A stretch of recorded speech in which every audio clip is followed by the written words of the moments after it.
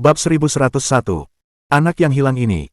Lelang dimulai dan harganya langsung mencapai 1,5 juta.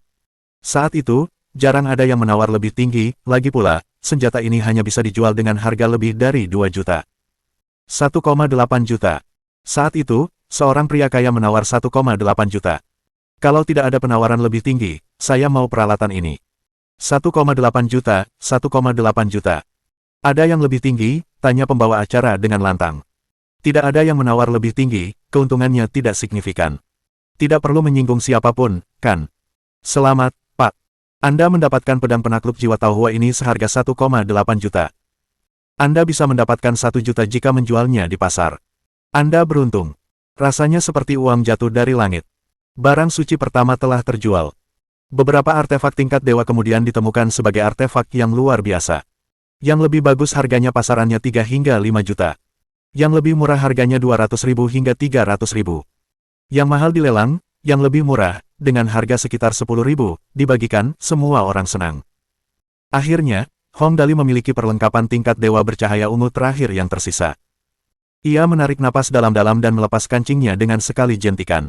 Itu sepasang sabaton baja. Ketika cahayanya menghilang dari permukaan, si penilai tercengang. Ini. Si penilai mengambil sepatu itu dan melihat ke atas, ke bawah, ke kiri, ke kanan untuk waktu yang sangat lama. Akhirnya, ia berteriak dengan suara serak, Radiant Sage Suite Sabatons.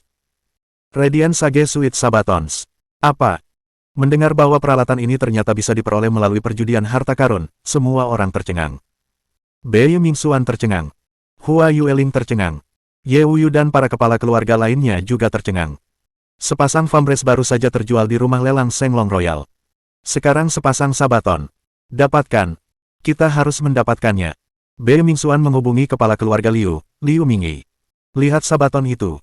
Jika Hong Dali menawar, kita harus mendapatkannya berapapun harganya. Hua Yueling menyipitkan matanya. Keluarga Bei pasti menginginkan sepatu itu. Tinggal bagaimana Dali akan menjualnya atau tidak. Pada saat ini, semua kepala keluarga besar memusatkan perhatian mereka pada sabaton Radiant Sage Suite.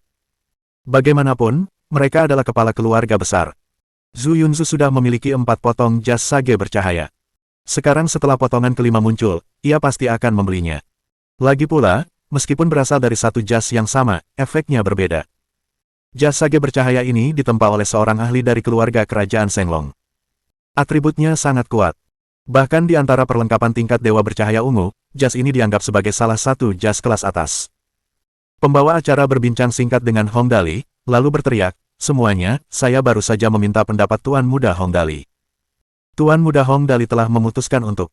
Dia berhenti sejenak, lalu melanjutkan, jual sabaton Radiant Sage Suite ini. Jual. Hong Dali benar-benar bilang mau jual sepasang sabaton ini.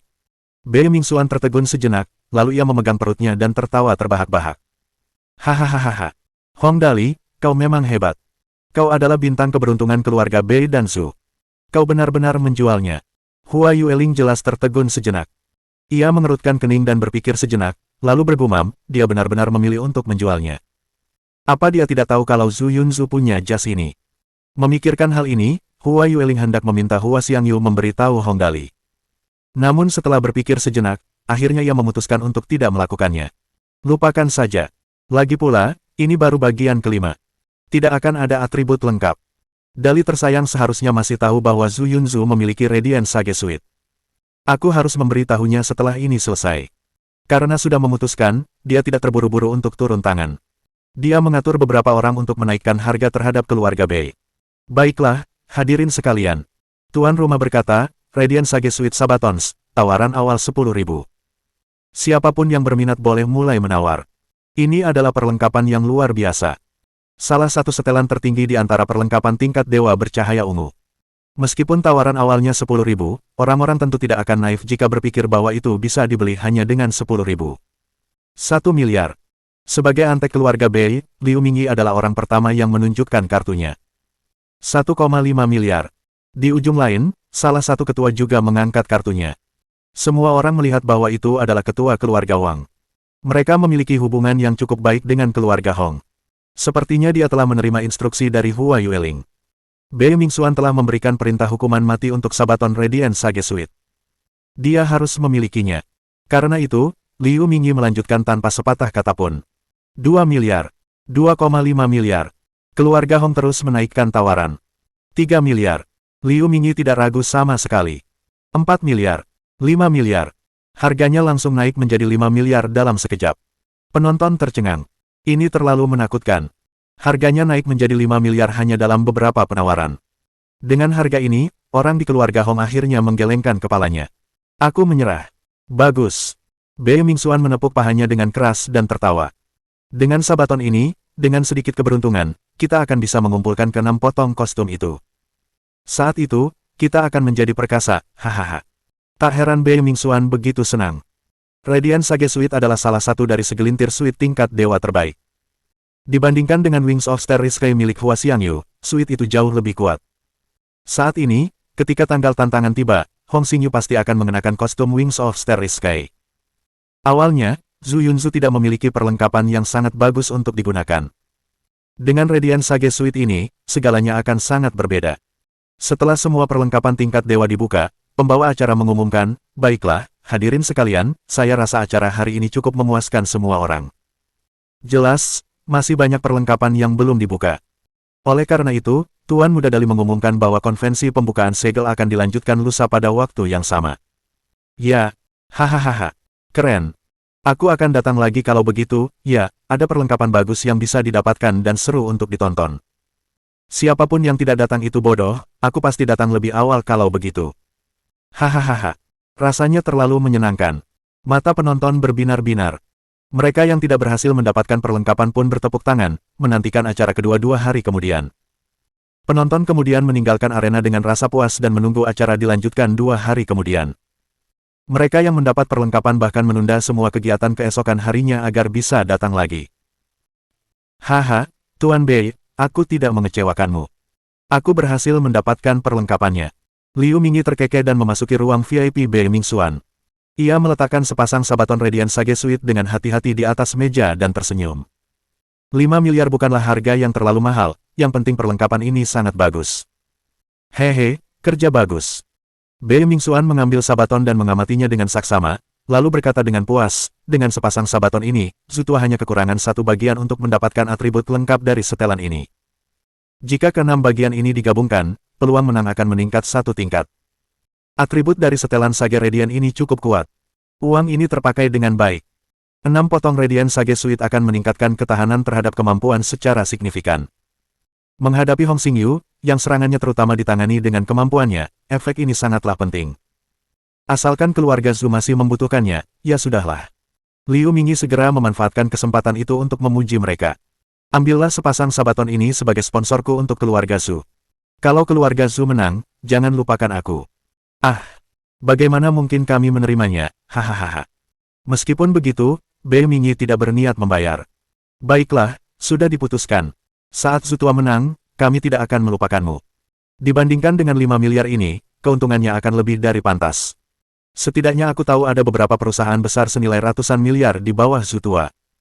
Kalau saatnya tiba, dia mungkin akan memberimu salah satunya. Kalau begitu, aku akan berterima kasih sebelumnya. Mendengar itu, Liu Mingyi menyeringai lebar. Berapa 5 miliar itu? Asalkan Zhu Yunzu memenangkan tantangan dan memberinya salah satu perusahaannya yang masing-masing bernilai ratusan miliar, transaksi ini akan sepadan. Di ruang VIP keluarga Hong. Mereka memang membelinya. Hua Xiangyu duduk di samping Hua Yueling sambil cemberut dan berkata, sedikit tertekan. Nenek buyut, aku akan mengomeli kakak Dali saat dia pulang malam ini. Bagaimana dia bisa menjual peralatan sebagus itu? Dia bahkan membiarkan keluarga Bei memilikinya. Benar-benar menjengkelkan. Ia memiliki pemikiran yang sama dengan anggota keluarga Hong lainnya. Mendengar itu, anggota keluarga lainnya mulai berdiskusi. Benar sekali, Hong Dali ini terlalu menyebalkan. Dia benar-benar menjual peralatan sebagus itu, ya. Tak masalah jika dia menjualnya, tapi dia benar-benar menjualnya ke keluarga Bei. Zhu Yunzu sekarang memiliki 5 potong kostum itu. 1 potong lagi dan ketua kita akan berada dalam bahaya. Anak boros ini, aku pasti akan menghajarnya saat bertemu dengannya. Dali si bocah ini.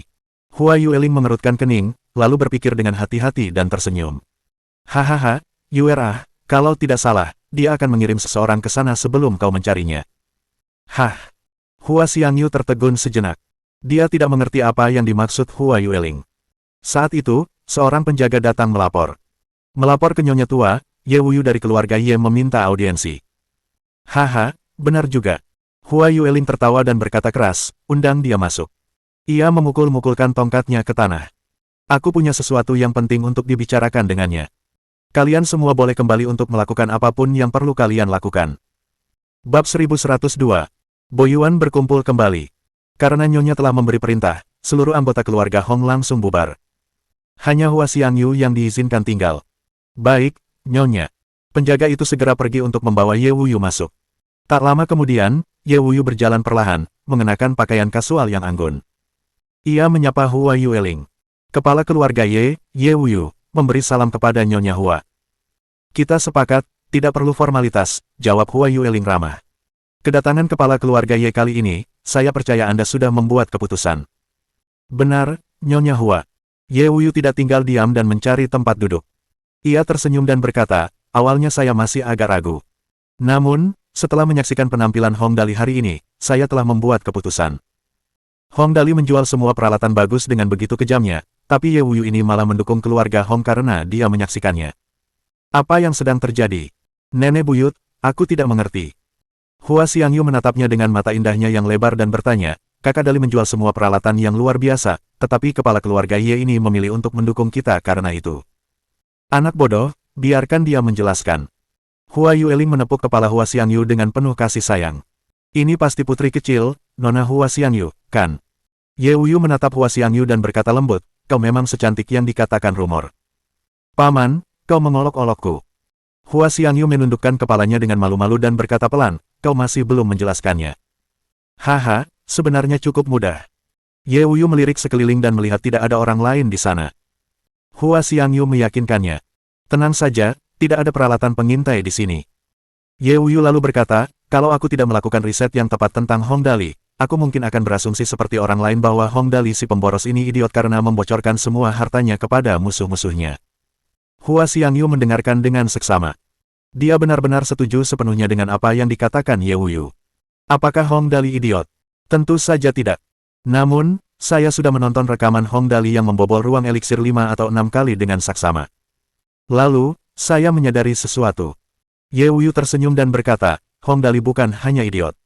Dia juga sangat pintar. Kalau ada yang memperlakukannya seperti idiot, mereka sendiri yang akan menjadi idiot. Haha, kepala keluarga Ye memiliki mata yang sangat tajam, puji Hua Yueling. Itulah sebabnya. Ye Wuyu tersenyum dan berkata, dia orang yang sangat pintar, tapi dia menjual semua peralatan super langka itu tanpa ragu. Apa maksudnya? Kurasa Nona Xiangyu sudah menemukan jawabannya. Kalau Hua Xiangyu masih belum ngerti, dia pasti idiot. Itu artinya kakak Dali punya perlengkapan yang lebih bagus lagi. Haha, Yuer memang paling pintar. Hua Yueling mengangguk dan berkata, dia jelas-jelas sedang mencari sesuatu yang lebih baik. Kekasihku bukan orang yang sebodoh itu. Oleh karena itu, kata Ye Wuyu perlahan, aku yakin pemenang terakhir dalam duel ini pastilah kepala keluarga Hong. Itu membuat pilihanku sangat mudah. Di sisi lain, di perumahan keluarga Hong. Sebuah strategi yang berpusat pada Hong Dali dirancang beberapa hari yang lalu, dan sudah waktunya untuk menuai manfaatnya. Xiaoyi, Hong Weiguo memanggil Ling Xiaoyi, apa yang Dali lakukan beberapa hari ini? Ceritakan padaku. Ling Xiaoyi menjawab melalui proyeksi holografik, Tuan, selain melawan Bei Yuanxing dari keluarga Bei, Tuan muda hanya membeli beberapa saham. Dia belum melakukan apapun. Dia tidak tahu Hong Dali menuju dimensi kenikmatan, tentu saja, tidak ada gunanya dia tahu, lagi pula. Oh, saham. Anak Dali ini beli saham. Hong Weiguo menyentuh dagunya dan berpandangan dengan Hong Jianye, yang berkata pelan, saham mungkin peluang. Hong Weiguo setuju dan bertanya, lalu, Xiaoyi, saham apa yang dibeli Dali? Boyuan Ing, Blue Capital Investment, dan Baotai Processing. Ling Xiaoyi menjawab dengan jujur. Tentu saja, ia tidak tahu persis jumlah saham yang dimiliki Hong Dali, karena Hong Dali tidak punya waktu untuk menjelaskannya. Baiklah, aku mengerti. Xiaoyi, kamu bisa melanjutkan pekerjaanmu. Aku akan memeriksa ketiga saham ini. Hong Weiguo mengangguk. Baik, Tuan. Ling Xiaoyi segera menutup telepon. Boyuan Ing, Blue Capital Investment, dan Baotai Processing. Hong Weiguo, Liu Yihui, Mutai, dan Hong Jianye mulai mengamati ketiga saham ini secara saksama di jendela saham mereka. Boyuan Ing akan segera dihapuskan dari daftar karena pelanggaran kebijakan yang serius. Hong Wei Guo mencatatkan temuannya satu per satu. Blue Capital Investment sering merugi. Baotai Processing belum menghasilkan pendapatan yang layak selama beberapa tahun terakhir. Tidak ada yang istimewa dari ketiga saham ini. Mereka adalah jenis yang menjebak investor. Wajar jika Dali membeli saham-saham ini jika ia perlu menyia-nyiakannya. Namun, bagaimana kita harus menghadapi situasi ini? Tentu saja, Hong Dali membeli saham-saham ini untuk dihambur-hamburkan. Namun, Hong Wei Guo tidak mungkin hanya berdiam diri dan menonton, bagaimanapun juga, Hong Dali memiliki keberuntungan yang tak tertandingi. Hong Wei Guo yakin bahwa ketiga saham ini memiliki sesuatu yang istimewa. Wei Guo, aku punya firasat. Hong Jianye berpikir sejenak. Bisakah ketiga saham ini dimiliki oleh musuh kita atau sekutu keluarga Hong kita? Jika kita bisa menggunakan saham ini untuk mengubah musuh kita menjadi sekutu kita atau untuk memperkuat aliansi kita yang sudah ada. Idenya tentu saja mungkin. Mata Hong Wei Guo, Mu Tai, dan Liu Yihui berbinar. Mereka mengangguk serempak. Mungkin. Dengan suatu tujuan dalam pikiran, mereka memulai pencariannya. Tak lama kemudian, mereka mendapatkan hasilnya. Mereka semua menarik napas dalam-dalam. Sebenarnya, Hong Dali tidak sehebat itu. Ketiga saham tersebut hanya memiliki sedikit ikatan dengan musuh dan sekutu mereka, karena semuanya bergerak di industri yang tidak relevan. Rasanya tidak benar, kata Hong Jianye dengan nada aneh. Aku tahu meskipun Dali menyia-nyiakan uang, keberuntungannya tidak main-main. Hal itu bisa diterapkan pada hampir semua idenya yang sia-sia, mengapa tidak pada saham? Mungkinkah kita melihat ke arah yang salah? Mungkin, memang begitu. Liu Yihui tiba-tiba teringat sesuatu. Ingatkan kau bagaimana toko buku Turkiku runtuh ketika kita kembali ke bumi? Oh ya. Mu Tai tertawa. Siapa sangka Dali berhasil menutup seluruh toko buku Turki hanya untuk menghambur-hamburkan uang. Maksudmu? Hong Wei Guo langsung mengerti. Perusahaan musuh kita adalah saingan dari ketiga perusahaan ini. Sangat mungkin. Mu Tai mengangguk. Mereka berempat bukan orang bodoh. Mereka langsung memulai pencarian. Tak lama kemudian, mereka kembali menarik napas dalam-dalam saat hasilnya terungkap. Ketiga saham tersebut memang merupakan pesaing perusahaan-perusahaan anak milik musuh. Boyuan Inc. melawan Star Inc., milik keluarga Bei. Keduanya adalah perusahaan investasi real estate. Blue Capital Investment melawan Yunzu Investment milik keluarga Su. Baotai Processing adalah yang paling menarik. Mereka melawan Antek keluarga Bei, Mingyi Mines milik Liu Mingyi. Sejujurnya, kita harus mengakuinya. Hong Jianye mendecakkan lidahnya dan berseru, keberuntungan Dali bisa menghancurkan segalanya. Siapa yang mengira bahwa tiga saham yang dibeli Hong Dali secara acak akan memiliki tujuan seperti itu? Hahaha, sepertinya strategi yang kita susun sangat tepat. Hong Wei Guo tertawa. Baiklah, karena kita semua sudah di sini, kita harus melakukan sesuatu yang besar agar perjalanan kita bermanfaat. Kali ini, kita akan mulai dengan tiga saham ini. Siapakah keempat orang ini? Jenius-jenius bisnis sejati di dunia, baiklah, Hong Jianye mungkin penasihat yang kurang kompeten. Setelah rencana strategis umum disusun, saatnya untuk mendistribusikan beban kerja, mudah saja. Hong Wei Guo bertanggung jawab atas Boyuan Inc., Mu Tai bertanggung jawab atas Blue Capital Investment. Liu Yihui mengelola Baotai Processing. Hong Jianye akan memikirkan skema dan rencana pelaksanaan spesifik. Tidaklah berlebihan untuk mengatakan bahwa kombinasi keempat orang ini tak terkalahkan di bidang komersial. Mungkin tak lama lagi mereka akan menimbulkan kekacauan bagi bisnis musuh. Apa yang sedang kalian teliti? Senang sekali. Tepat saat mereka selesai merancang rencana strategis, suara Hua Yueling terdengar. Ia baru saja kembali dari konvensi pembukaan segel. Melihat ekspresi kalian, apakah kita sudah membuat kemajuan yang baik? Benar, Nyonya. Hong Wei Guo tersenyum dan berkata, Dali sebelumnya membeli 3 saham. Setelah penyelidikan mendalam kami, ternyata mereka adalah pesaing perusahaan anak perusahaan musuh kami. Kami berencana memanfaatkan kesempatan ini untuk menghancurkan keuangan musuh kami. Oh, benarkah? Mata Hua Yueling berbinar dan dia langsung berkata, tunjukkan padaku. 2 menit kemudian, Hua Yueling menghela napas dalam-dalam. Kekasihku Dali memang istimewa. Luar biasa. Haha, luar biasa. Karena sudah tahu situasinya, Hua Yueling tidak ragu-ragu. Ia dengan tegas memerintahkan, aku akan memberimu 100 miliar dolar. Apakah itu cukup untuk bermain-main dengan ketiga perusahaan ini? Seharusnya sudah cukup. Hong Wei Guo mengangguk. Tapi, ada hal lain. Kita harus menjadi pemilik mayoritas ketiga perusahaan ini. Terutama Boyuan Inc., ini akan segera dihapus dari daftar. Itu bukan masalah. Gampang kok. Hua Yueling berkata, aku akan meminta seseorang untuk mengatur penempatan kalian semua di perusahaan. Perusahaan kecil seperti Boyuan tidak akan berani melawan keluarga Hong. Maka, keesokan paginya, pasar saham Sheng Long Star dikejutkan oleh berita mengejutkan. Boyuan Ing, yang akan segera dihapuskan dari daftar, meminta penghentian sementara perdagangan. Alasannya adalah perusahaan akan mengalami perubahan terkait pemegang saham mayoritasnya. Di saat yang sama, mereka sedang bersiap untuk reorganisasi. Di forum daring Boyuan Ing. Berita terbaru, kabar terbaru yang luar biasa. Boyuan Ing akan segera dihentikan operasionalnya sementara dan akan ada pergantian manajemen. Penghentian operasional sementara. Hahaha. Harga sahamnya akan segera meroket.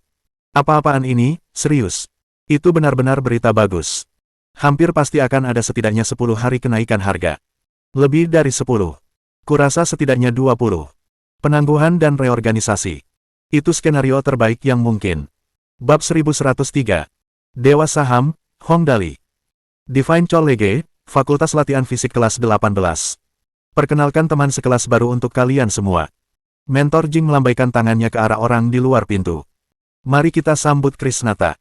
Begitu dia selesai berbicara, seorang gadis berpenampilan unik berjalan masuk perlahan. Gadis itu tampak berusia sekitar 18 tahun. Ia mengenakan baju zirah metalik merah dan tampak sangat kuat. 2 tanduk panjang tumbuh di sisi kepalanya. Kulitnya berwarna ungu muda, dan matanya tampak seperti mata ular. Ia jelas bukan manusia biasa. Para siswa penasaran. Teman sekelas baru ini sepertinya bukan manusia. Namanya Krisnata, namanya diakhiri dengan ta. Mungkinkah dia bagian dari ras naga? Mungkin. Biasanya, nama seperti itu hanya berasal dari ras naga. Nama naga api berakhiran ta. Nama naga bumi berakhiran sa. Nama naga es berakhiran mu. Nama naga angin berakhiran ao. Kira-kira begitulah. Benar. Nama naga kegelapan selalu diakhiri dengan si. Nama naga cahaya diakhiri dengan ro. Nama naga 7 warna diakhiri dengan ki. Karena namanya Krisnata, dia pasti bagian dari ras naga. Seperti yang diharapkan, Mentor Jing tersenyum dan berkata, Krisnata berasal dari ras naga api, dia adalah individu paling berbakat di seluruh ras naga api. Menurut ketua klan mereka, Krisnata memiliki peluang terbaik untuk menjadi Raja Naga Api yang baru di seluruh ras. Mari kita sambut dia dengan tepuk tangan meriah. Raja Naga Api. Itu bukan karakter biasa. Semua orang langsung menyambutnya dengan tepuk tangan meriah. Baiklah, Krisnata. Jing mendorongnya untuk memperkenalkan diri. Silakan perkenalkan dirimu kepada teman-teman barumu. Baiklah. Krisnata ternyata malu-malu. Ia menarik napas dalam-dalam dan berkata lantang, hai semuanya. Namaku Krisnata. Aku akan menjadi orang, tidak, naga, yang akan menjadi naga super dewa berikutnya. Aku akan menjadi orangnya, tidak, naga, yang akan menjadi naga super dewa berikutnya. Ketika para siswa mendengar hal itu, mereka awalnya tertegun, lalu mereka mulai tertawa. Hahaha, dia bilang dia naga yang akan menjadi naga dewa super. Hahaha, lucu sekali. Anak ini sangat menarik. Aku suka. Kau tahu, dia sangat cantik. Dia pasti putri naga api, kan? Masa depannya cerah. Kira-kira dia punya pacar enggak? Iya. Dia menyentuhku dengan ceritanya, hahaha. Semua orang tertawa di bawah. Krisnata sedikit bingung. Tepat saat itu, suara gemuruh yang menggetarkan bumi tiba-tiba terdengar. Sialan! Sialan! Raungan itu bagaikan guntur yang menggelegar. Semua orang tercengang. Ketika mereka berbalik, mereka melihat Gu Feifei memeluk laptop Hong Dali dan berteriak, Boyuan Ing akan mengajukan penangguhan sementara dan reorganisasi. Apa-apaan ini? Dali, apa kau bisa seberuntung ini hanya karena menginjak kotoran anjing? Boyuan Ing hendak mengajukan penangguhan dan reorganisasi.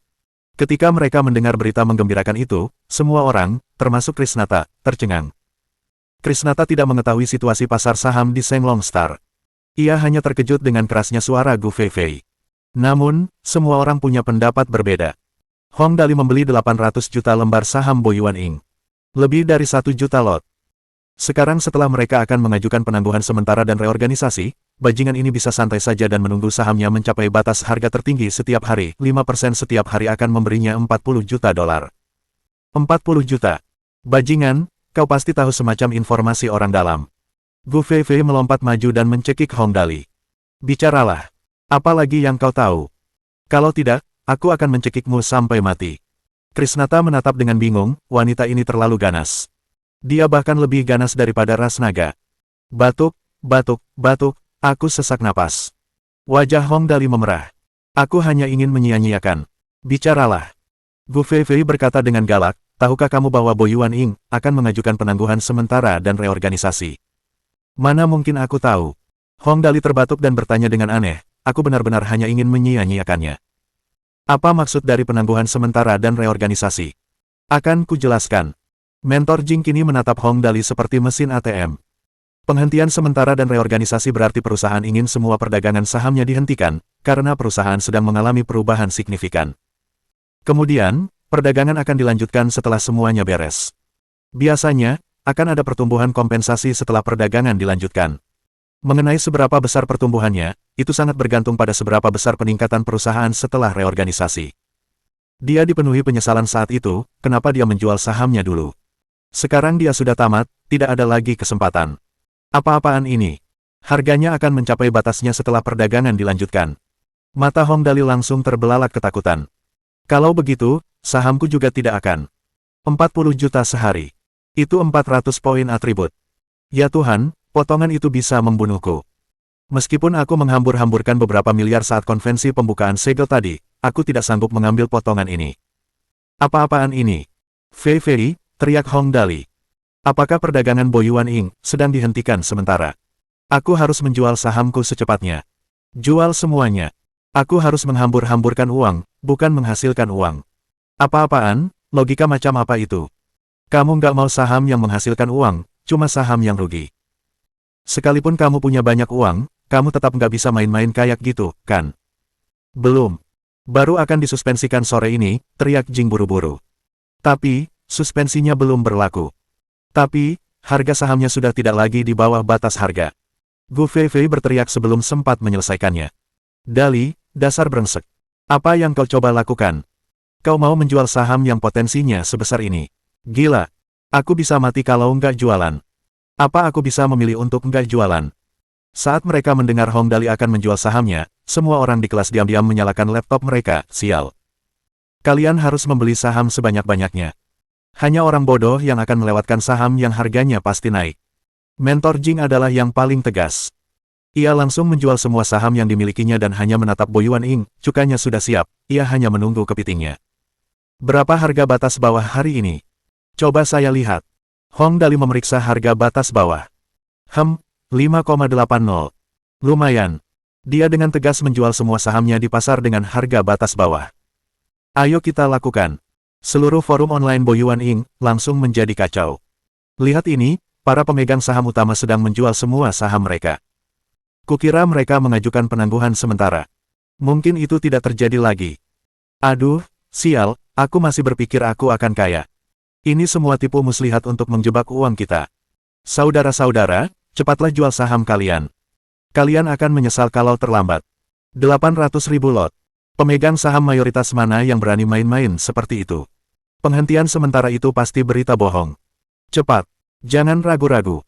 Oleh karena itu, semua investor swasta kecil segera mengikuti dan mulai menjual saham mereka. Mereka tidak bisa berbuat apa-apa. Lagi pula, apa arti 800.000 lot di tangan Hong Dali? Artinya, keuntungan kecil yang sebelumnya diraih lenyap total. Harga langsung anjlok hingga batas bawah lagi karena Hong Dali. Siapa yang tidak khawatir setelah melihat 800.000 lot dijual dengan harga batas bawah? Akibatnya, semua investor swasta panik dan mengikuti jejak mereka dengan menjual saham mereka pada harga batas bawah. Semuanya, ayo pergi. Di Divine College, teman-teman sekelas Hong Dali semuanya adalah orang kaya baru yang memiliki jutaan uang saku. Siapa yang tidak akan memanfaatkan kesempatan luar biasa ini? Mereka buru-buru membeli semua yang mereka bisa. Jing menjual saham senilai lebih dari 10 juta dolar dari semua sahamnya yang lain dan menghabiskan semuanya untuk membeli saham Bo Yuanying. Pada dasarnya, ia akan menghasilkan uang tanpa melakukan apapun setelah reorganisasi selesai. Akibatnya, lebih dari 300.000 lembar saham dari 800.000 lembar saham yang dijual Hong Dali dibeli oleh teman-teman sekelasnya. Namun, langkah ini telah membuat para investor swasta ketakutan. Mereka terus-menerus mencatatkan saham mereka pada harga batas bawah. Gu Feifei tidak bersikap sopan kali ini, ia tidak ingin berutang budi kepada orang lain, tetapi ia juga bukan orang bodoh. Kesempatan seperti ini untuk menghasilkan uang sangat jarang. Karena itu, ia mengeluarkan semua uang yang dimilikinya, yaitu sekitar 4 juta dolar, dan menghabiskannya untuk membeli saham Bo Yuanying. Seketika, semua siswa di kelas hanya memiliki saham Bo Yuanying, mereka semua memiliki saham senilai jutaan dan menunggu keuntungannya terwujud. Di sisi lain, gedung kontrol ekonomi milik keluarga Hong. Hong Wei-guo dan yang lainnya mengamati perubahan di pasar saham. Tak lama kemudian, mereka menyadari bahwa saham Boyuan Inc. langsung anjlok hingga mencapai batas harga terendah. Demi menghambur-hamburkan uang, Dali melepas semua sahamnya dengan harga batas bawah. Hong Jianye tertawa. Bajingan kecil ini, satu gerakannya saja sudah membuat harga saham anjlok hingga batas bawah. Mengerikan sekali. Dali tidak bergerak sama sekali, atau malah bergerak dengan sangat cepat. Tidak ada pilihan lain. Hong Wei-guo tersenyum dan menggelengkan kepalanya. Aku pun tidak memikirkan langkah ini. Dia menyebabkan harga saham anjlok hingga batas bawah, jadi kalau kita beli semua sahamnya sekarang, hehe, kekacauan ini akan menghasilkan lebih dari 1 juta lot senilai 500 juta dolar. Lalu apa yang kita tunggu? Liu Yihui tersenyum dan berkata, ayo kita lakukan. Ini kesepakatan besar. Sebelumnya, kita bahkan tidak punya kesempatan untuk membeli begitu banyak saham sekaligus. Baiklah, ayo. Hong Wei-guo dengan keras mematikan rokok yang dipegangnya. Ayo main kartu besar hari ini. Maka, 1 juta lot saham Boyuan Inc. dengan cepat dibeli oleh investor besar. Prosesnya bagaikan paus raksasa menelan air. Dalam sekejap, 1 juta lot lenyap. Kemudian, saham-saham yang dijual dengan harga di atas batas bawah juga ikut tersapu. Lanjutkan, teruskan sampai kita mencapai harga batas atas. Kita dapat 500.000 lot. Hong Wei-guo melonggarkan dasinya karena bersemangat. Ayo kita tutup ini di harga batas atas 6,41. Gila, ini benar-benar kartu yang luar biasa hari ini, hahaha. Dengan demikian, 1 juta lot yang terjual pada harga batas bawah terjual dalam waktu 30 detik. Kemudian, harga saham mengalami pertumbuhan linear ke atas. Semua saham lepas yang terjual juga terjual dalam proses tersebut. Seluruh forum online Boyuan Inc. kembali kacau. Apa-apaan ini? Para bankir sedang membersihkan tempat kerja. Semuanya, cepat masuk. Ini pasti tipuan para bankir. Kalau kalian terlambat, kalian akan ketinggalan. Benar, benar. Cepat masuk. Kalau batas harga sudah tercapai, kamu nggak akan bisa masuk lagi. Hiks, hiks, hiks, hiks, hiks. Saya jual saham saya di harga batas bawah dan masuk lagi mendekati harga batas atas. Jual di harga 5,80. Beli lagi di harga 6,30. Itu contoh sempurna jual di harga rendah beli di harga tinggi, hiks, hiks, hiks. Dan dalam 2 menit, harga saham Boyuan Inc. mencapai batas harga tertinggi. Lebih dari 580.000 lot terjual. Bab 1104. Si manis ke. Wahahaha. Itulah efek yang kita cari. Hong Wei-guo dan yang lainnya tertawa dan saling menepukkan tangan. Senang sekali. Kita sudah mendapatkan 10% bahkan tanpa reorganisasi. Putaran itu saja menghasilkan sekitar 8 juta dolar. Jauh lebih dari itu. Hong Jianye tersenyum dan berkata, setelah reorganisasi, kita akan mengalami pertumbuhan 10% setiap hari, setidaknya selama 15 hari. Saat itu, harga saham kita akan naik setidaknya 4 kali lipat. Kita punya banyak sekali saham, itu berarti keuntungan sekitar 3 miliar dolar. Itu uang gratis. Mereka menghasilkan lebih dari 3 miliar dolar dari itu saja. Itu memang agak terlalu mudah. Seperti yang diiklankan, mengikuti Dali pasti akan menghasilkan hal-hal baik. Mutai melonggarkan kancing atas kemejanya karena gembira. Jika kita bisa mencapai batas lebih tinggi dan menaikkan harga saham hingga 50 dolar, itu akan lebih baik lagi. Tentu saja. Hong Wei-guo tertawa. Baiklah, saudara-saudara, ayo kita rayakan. Di dalam kelas Hong Dali. Semua orang menatap kosong ke layar mereka dengan tak percaya. Sahamnya langsung mencapai harga batas atas. Harga batas atas. Dari 5,80 menjadi 6,40. Apa maksudnya? Dalam 2 menit, aset semua orang naik 10%. 10 juta menjadi 11 juta, 30 juta menjadi 33 juta. Uang ini terlalu mudah didapat. Lagi pula, ini baru permulaan. Setelah reorganisasi selesai, mereka bisa dengan mudah menaikkan harga hingga puluhan kali lipat. Saat itu, uang saku mereka pasti akan berlipat ganda, kan? Ini, luar biasa. Gu Feifei menatap dengan bingung. Dali, kau benar-benar menghambur-hamburkan begitu banyak. Kau tidak menginginkan uang sebanyak itu. Aku anak yang boros. Hong Dali acuh tak acuh. Nanti aku lihat saham-saham lain. Uhuk, uhuk, uhuk. Mentor Jing sangat senang dengan Hong Dali saat ini. Dali, karena kamu jago trading saham, aku akan mengatur teman sekelas baru ini untuk duduk di sebelahmu. Oh ya, dia belum punya asrama. Kamarmu dengan Gu Feifei masih cukup luas, kan? Dia juga bisa tinggal bersamamu. Asrama Divine Colleague akan dikunci rapat saat waktu tidur. Tidak ada yang bisa masuk dan mengganggu siapapun. Karena itu, asrama campuran tidak menimbulkan masalah. Terlebih lagi, dengan Gu Fei di dalam kamar, tidak ada yang berani bermain game. Oleh karena itu, Jing langsung menempatkan Krisnata di ruangan yang sama dengan Hong Dali. Kamu memberiku keuntungan 10% dalam hitungan menit, jadi aku harus membayarmu kembali, hehe. Krisnata tersipu dan berjalan mendekati Hong Dali.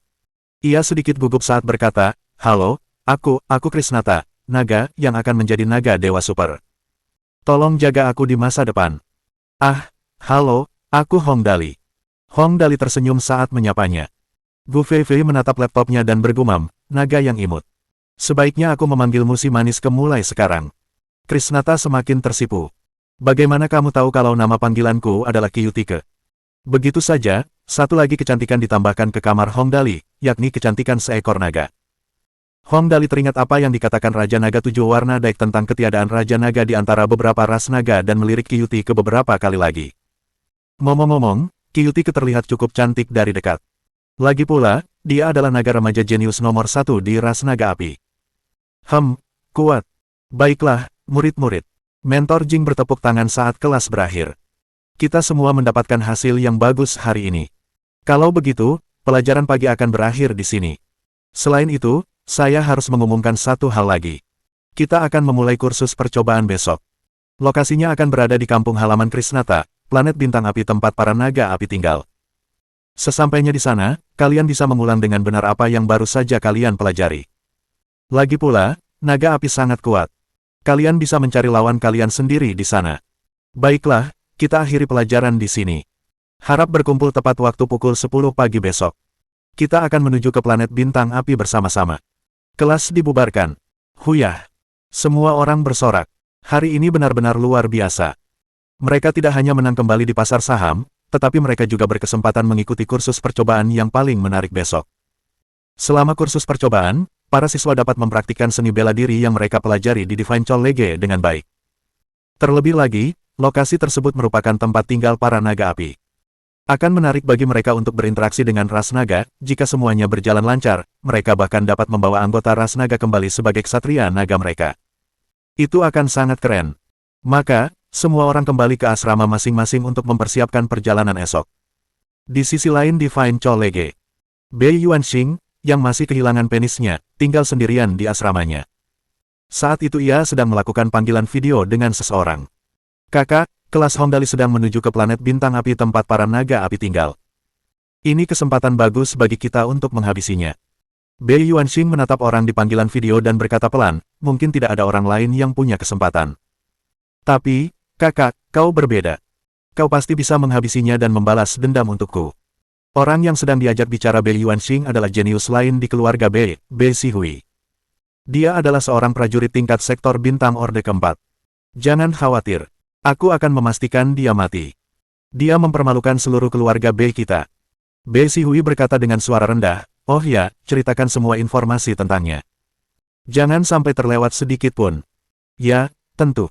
Bei Yuanxing berpikir sejenak dan berkata, dia bisa berubah menjadi Star Knight dan mengendalikan semua elemen. Dia juga punya jurus pamungkas bernama Second Gear, yang bisa meningkatkan kekuatannya beberapa lusin kali lipat. Karena itu, kurasa tidak bijaksana untuk menghadapinya secara langsung.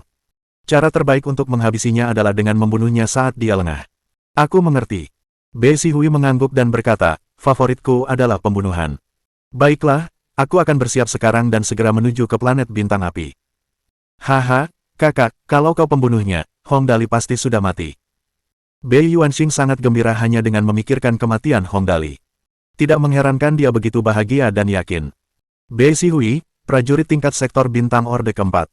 Itu bukan bagian yang paling mengesankan. Kekuatan terbesarnya adalah kemampuannya. Batu jiwa transformasi.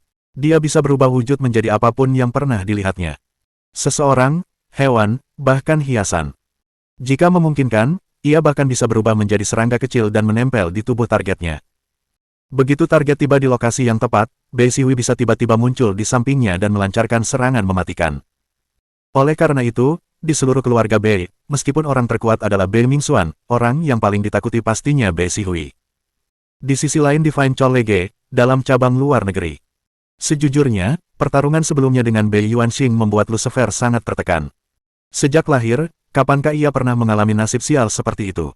Terpojok dan dipukuli di ruang kelas. Jika Hong Dali tidak datang tepat waktu, ia tak bisa membayangkan bagaimana nasibnya nanti. Hal ini membuat Lucifer marah. Brengsek, beraninya kau datang ke tempatku untuk melawanku. Lengan Lucifer masih diperban dan wajahnya berubah menjadi hijau karena marah. Akhir-akhir ini aku bersikap tenang, itu membuatmu sedikit percaya diri, ya. Beraninya kau menindasku dan orang-orang di sekitar Tuan Muda. Matilah. Sambil berkata, ia mengeluarkan pena dan kertas. Semua musuhku dan Tuan Muda akan mengalami nasib buruk seumur hidup. Ini berlaku untuk siapapun yang berani menyentuh kita. Tak ada pengecualian. Setelah dia menyelesaikan kutukan jahatnya, Lucifer mengambil korek api dan membakar kertas itu. Di dalam kantor dekan Divine College. Kutukan yang mengerikan. Din Vergos, yang sedang tidur siang, tiba-tiba terbangun ketakutan. Ia meninggalkan tempat tidurnya dan melihat keluar jendela. Kekuatan kutukan yang terkonsentrasi menyebar dari cabang asing. Ada banyak kebencian di dalamnya. Aku penasaran siapa yang akan menderita. Di pihak Hong Dali, mereka bertiga kembali ke asrama masing-masing. Krishnata, atau si Maniske, masih agak malu. Ia berkata pelan, maaf kalau aku mengganggu. Aku akan berusaha sebisa mungkin untuk tidak mengganggumu. Tidak masalah. Gu Feifei duduk di tempat tidurnya dan terus melihat-lihat saham. Aku hanya melihat-lihat saham.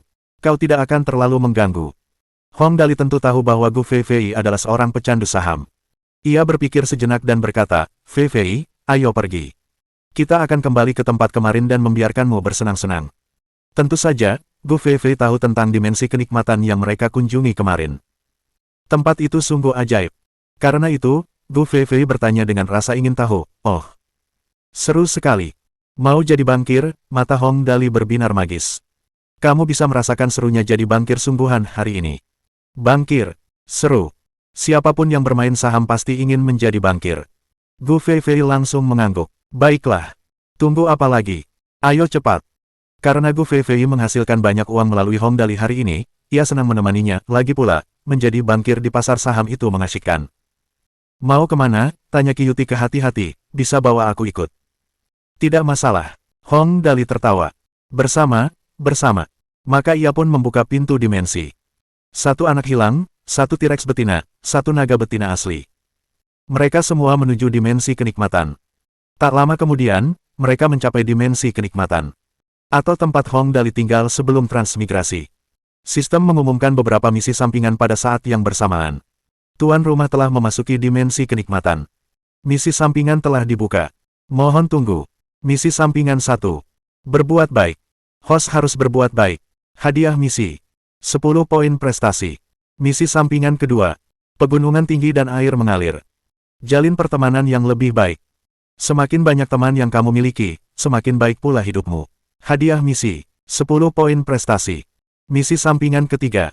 Pakaian menentukan kepribadian pria.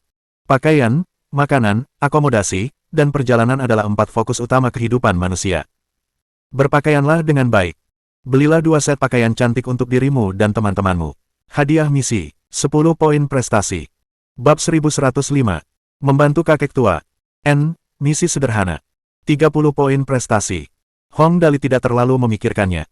Ia sudah familiar dengan sistem, misi tersembunyi adalah kunci untuk mendapatkan poin prestasi. Mereka langsung tiba di Villa Hong Dali. Pintu dimensi ini sungguh praktis. Hong Dali dan Gu Feifei pernah ke sini sekali. Karena itu, mereka cepat terbiasa. Berbeda dengan Krishnata. Bukan hanya kemampuannya yang berkurang, penampilannya pun berubah. Saat ini, Qiyuti berambut merah panjang, berkulit cerah, bermata emas besar, cantik, dan menawan. Apalagi dengan ekspresinya yang sedikit malu-malu. Cantik sekali. Ini. Si Maniske melihat sekeliling, merasa berada di lingkungan yang berbeda. Ia sedikit takut. Apakah ini berbahaya? Jangan khawatir. Di sini sangat aman. Gu Feifei menjawab dengan santai, lalu mengangkat tangannya. Cepatlah. Aku tidak sabar. Satu-satunya hal yang tak bisa ia tunda selain pelatihan adalah menjadi bankir. Hong Dali langsung membuka rekening di komputer. Santai saja. Biar aku buka rekening dulu. Tidak perlu menjelaskan proses pembukaan rekening. Karena itu, setelah sekitar 10 menit, Hong Dali menyerahkan rekening itu kepadanya. Baiklah, saya masukkan 1 miliar. Bermainlah sesukamu. Tidak perlu khawatir tentang untung atau rugi. Tidak ada keharusan untuk menghambur-hamburkan uang di sini. Karena itu, boleh saja menghasilkan uang melalui pasar saham. Ini adalah sesuatu yang tidak bisa dilakukan di Shenglong Star. Jika Gu Feifei menghasilkan 1 atau 2 miliar di sana sebagai bankir, Hong Dali harus membenturkan kepalanya ke dinding atau semacamnya. Tentu saja, Gu Feifei tidak peduli dengan apa yang dipikirkan Hong Dali. Matanya berbinar saat melihat akun itu. Ini benar-benar memuaskan. 1 miliar. Aku bisa bersenang-senang sekarang. Si manis merasa percakapan mereka menarik. Ia mengabaikan perubahannya dan dengan penasaran berkumpul di sekitar. Oleh karena itu, mereka mulai melihat bagaimana Gu Feifei menyiksa pasar saham. Selain bertarung, Gu Feifei jago di pasar saham. Ia mulai memilih saham. Kalau mau main saham, pilih small cap dulu. Small cap itu jenis yang nilai pasarnya rendah. Umumnya, yang nilainya tidak lebih dari 10 miliar termasuk dalam tipe small cap. Mid cap umumnya antara 10 miliar hingga 500 miliar. Large cap sangat kuat. Semuanya melebihi triliunan. Mustahil untuk menyentuh yang nilainya hanya 1 miliar. Mendapatkan pengalaman. Hong Dali mengangguk. Apa yang kita lakukan setelah memilih? Kyutike juga mendengarkan dengan saksama, sebagai anggota keluarga naga, ia biasanya tidak terlalu banyak berinteraksi dengan saham. Seseorang tentu saja ingin tahu tentang hal-hal baru. Karena itu, ia memperhatikan dan mengamati dengan saksama. Yang ini, Gu Feifei segera memilih saham bernama Thunder Sares. Ia memperkenalkan, saham Thunder Sares ini memiliki total nilai pasar sekitar 3,7 miliar. Saham ini tergolong small cap. Harga per saham saat ini adalah 21 yuan pada batas jatuhnya. Ada lebih dari 200.000 lot pada harga batas jatuhnya. Tidak banyak berita negatif untuk perusahaan ini. Saham ini tepat untuk kami. Sambil berbicara, ia masuk ke jendela perdagangan saham Thunder Sares dan membeli semua saham sekaligus. Lalu, ia menepuk perutnya dengan puas. Aku hampir selesai. Kita main-main dengan sisanya besok. Hanya itu. Hong Dali menatapnya dengan mata terbelalak. Omong kosong. Saham yang sudah dibeli baru bisa diperdagangkan keesokan harinya. Mustahil jadi bankir hari ini. Hong Dali menyentuh dagunya. Baiklah, sepertinya dia harus menunggu sampai besok. Baiklah, kalau begitu, ayo kita keluar dan bersenang-senang. Mereka tidak mungkin menjadi bankir hari ini, jadi lebih baik mereka kesampingkan dulu. Hong Dali tertawa terbahak-bahak. Ayo kita berbelanja untuk merayakan kunjungan pertama Kyutike ke tempat ini. Dia bisa menyelesaikan tugas berikutnya pada saat yang sama. Tentu saja, dia tidak bisa memberitahu mereka hal itu. Maka, mereka bertiga pun pergi. Hong Dali langsung menghubungi manajer. Halo, saya Hong Dali. Ya, saya butuh sopir. Bisakah Anda mengaturkan seseorang untuk saya? Oh, Anda datang sendiri. Oke, cepat. Terlalu nyaman. Tak lama kemudian, manajer itu berlari menghampiri. Ia tersenyum ketika melihat Hong Dali. Tuan Muda Dali, Anda ingin pergi kemana? Kemana saja? Kemana saja yang menyenangkan? Hong Dali menjentikkan jarinya. Berangkat. Kemana tepatnya Anda ingin pergi? Tentu saja, manajernya tidak berani menanyakan hal ini. Karena tidak ada tempat yang spesifik, ia akan mengantar mereka ke jalan perbelanjaan.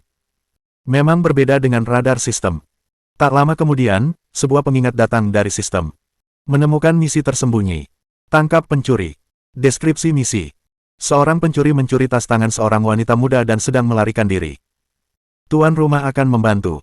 Hadiah misi, 20 poin prestasi. Wah, apa dia memintaku menyelamatkan gadis yang sedang kesusahan sekarang? Aku akan segera pergi. Hong Dali mengarahkan manajer itu. Di sana, di sebelah kanan, di sisi wahana. Berhenti di samping. Manajer itu mendengarkan dengan saksama kata-kata Hong Dali. Ia segera menghentikan mobil. Hong Dali turun bersama Gu Feifei dan Kyutike. Tepat saat mereka berdiri di pinggir jalan, mereka mendengar seseorang berteriak, pencuri. Tangkap pencurinya.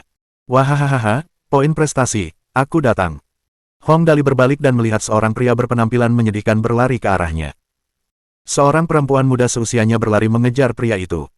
Saat berlari, rambutnya yang hitam legam berkibar tertiup angin. Para pejalan kaki yang penasaran mengerumuni mereka. Meskipun korbannya seorang wanita cantik, tak seorang pun tampak berniat menolong. Wanita ini cukup berani.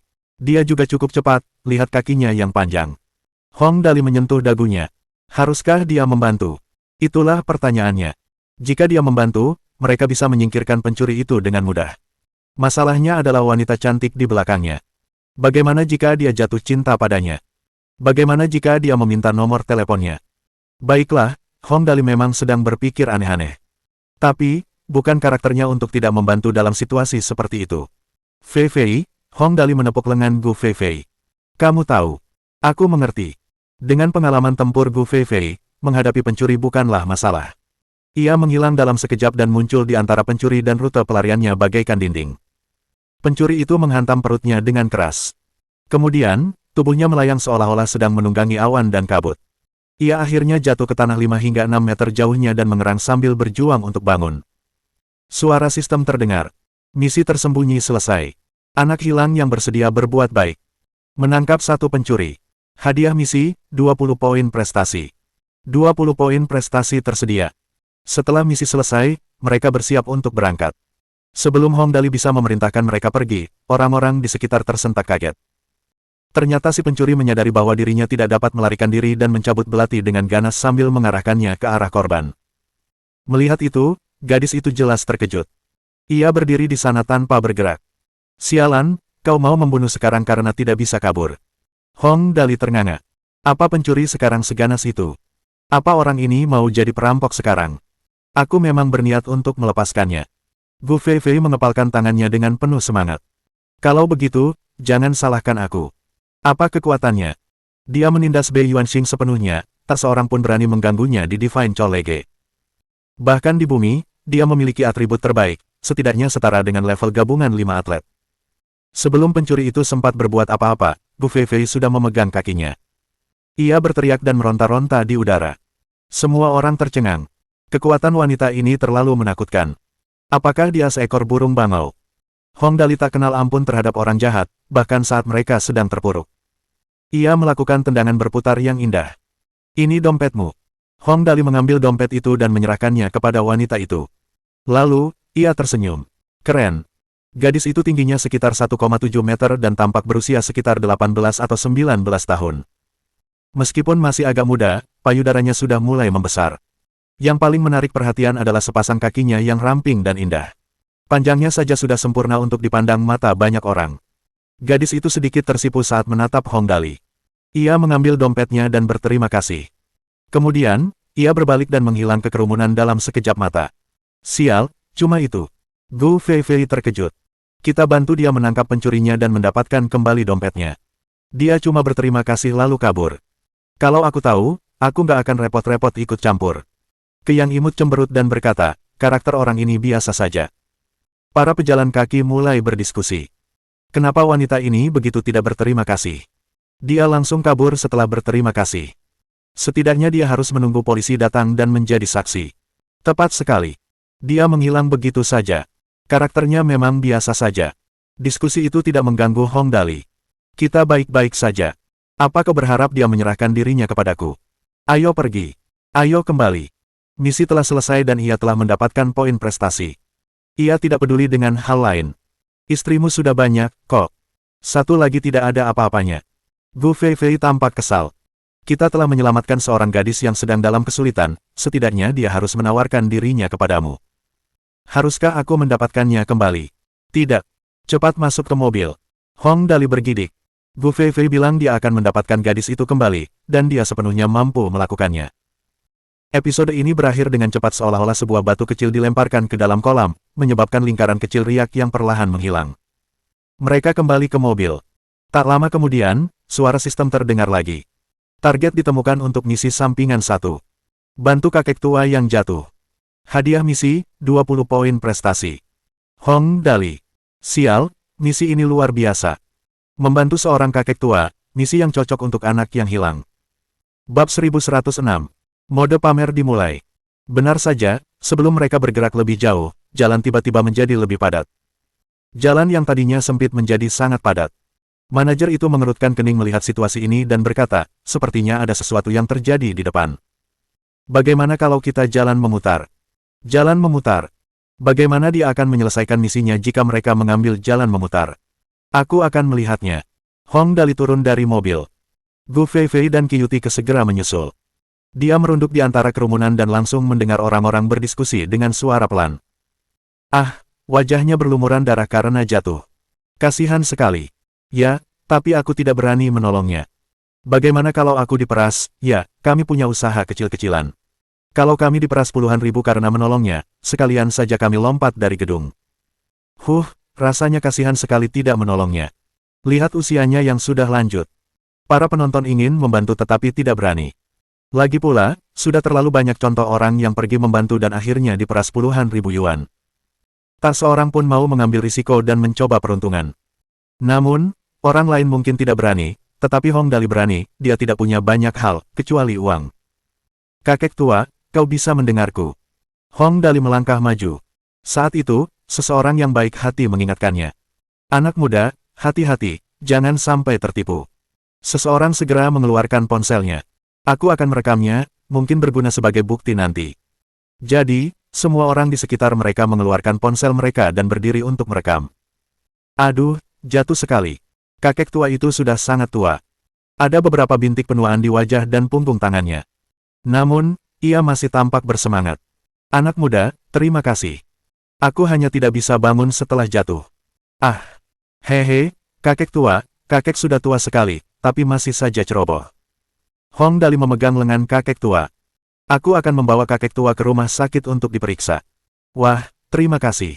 Kamu bisa telepon 120 saja. Kakek tua itu masih sangat jernih.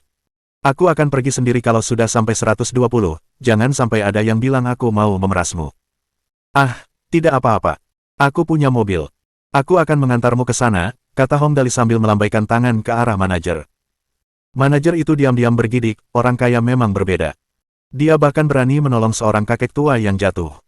Ketika mereka melihat Knight 15 yang super keren datang, kerumunan di sekitarnya membuka jalan untuknya. Pada saat yang sama, semua orang bertepuk tangan untuk Hong Dali. Saat ini, pemuda gagah seperti Hong Dali sudah langka. Energi positifnya kuat. Sistem, misi tersembunyi. Bantu kakek tua yang terjatuh, selesai. Hadiah misi, 20 poin prestasi. Mereka segera membawa kakek tua itu ke rumah sakit terdekat dan mendaftarkan diri untuk perawatan medis. Tak lama kemudian, dokter selesai memeriksanya dan berkata, ini hanya masalah kecil. Sederhananya, beliau terkena sedikit sengatan panas. Cuaca hari ini agak panas dan beliau mengenakan terlalu banyak pakaian. Beliau akan baik-baik saja dengan istirahat. Yah, untungnya dia baik-baik saja. Dia sudah menyelesaikan tugasnya. Misi sampingannya sudah selesai dan dia sudah mendapatkan poin prestasi. Kenapa dia masih mau berkeliaran? Tepat saat Hong Dali hendak pergi, sesosok tubuh bergegas masuk.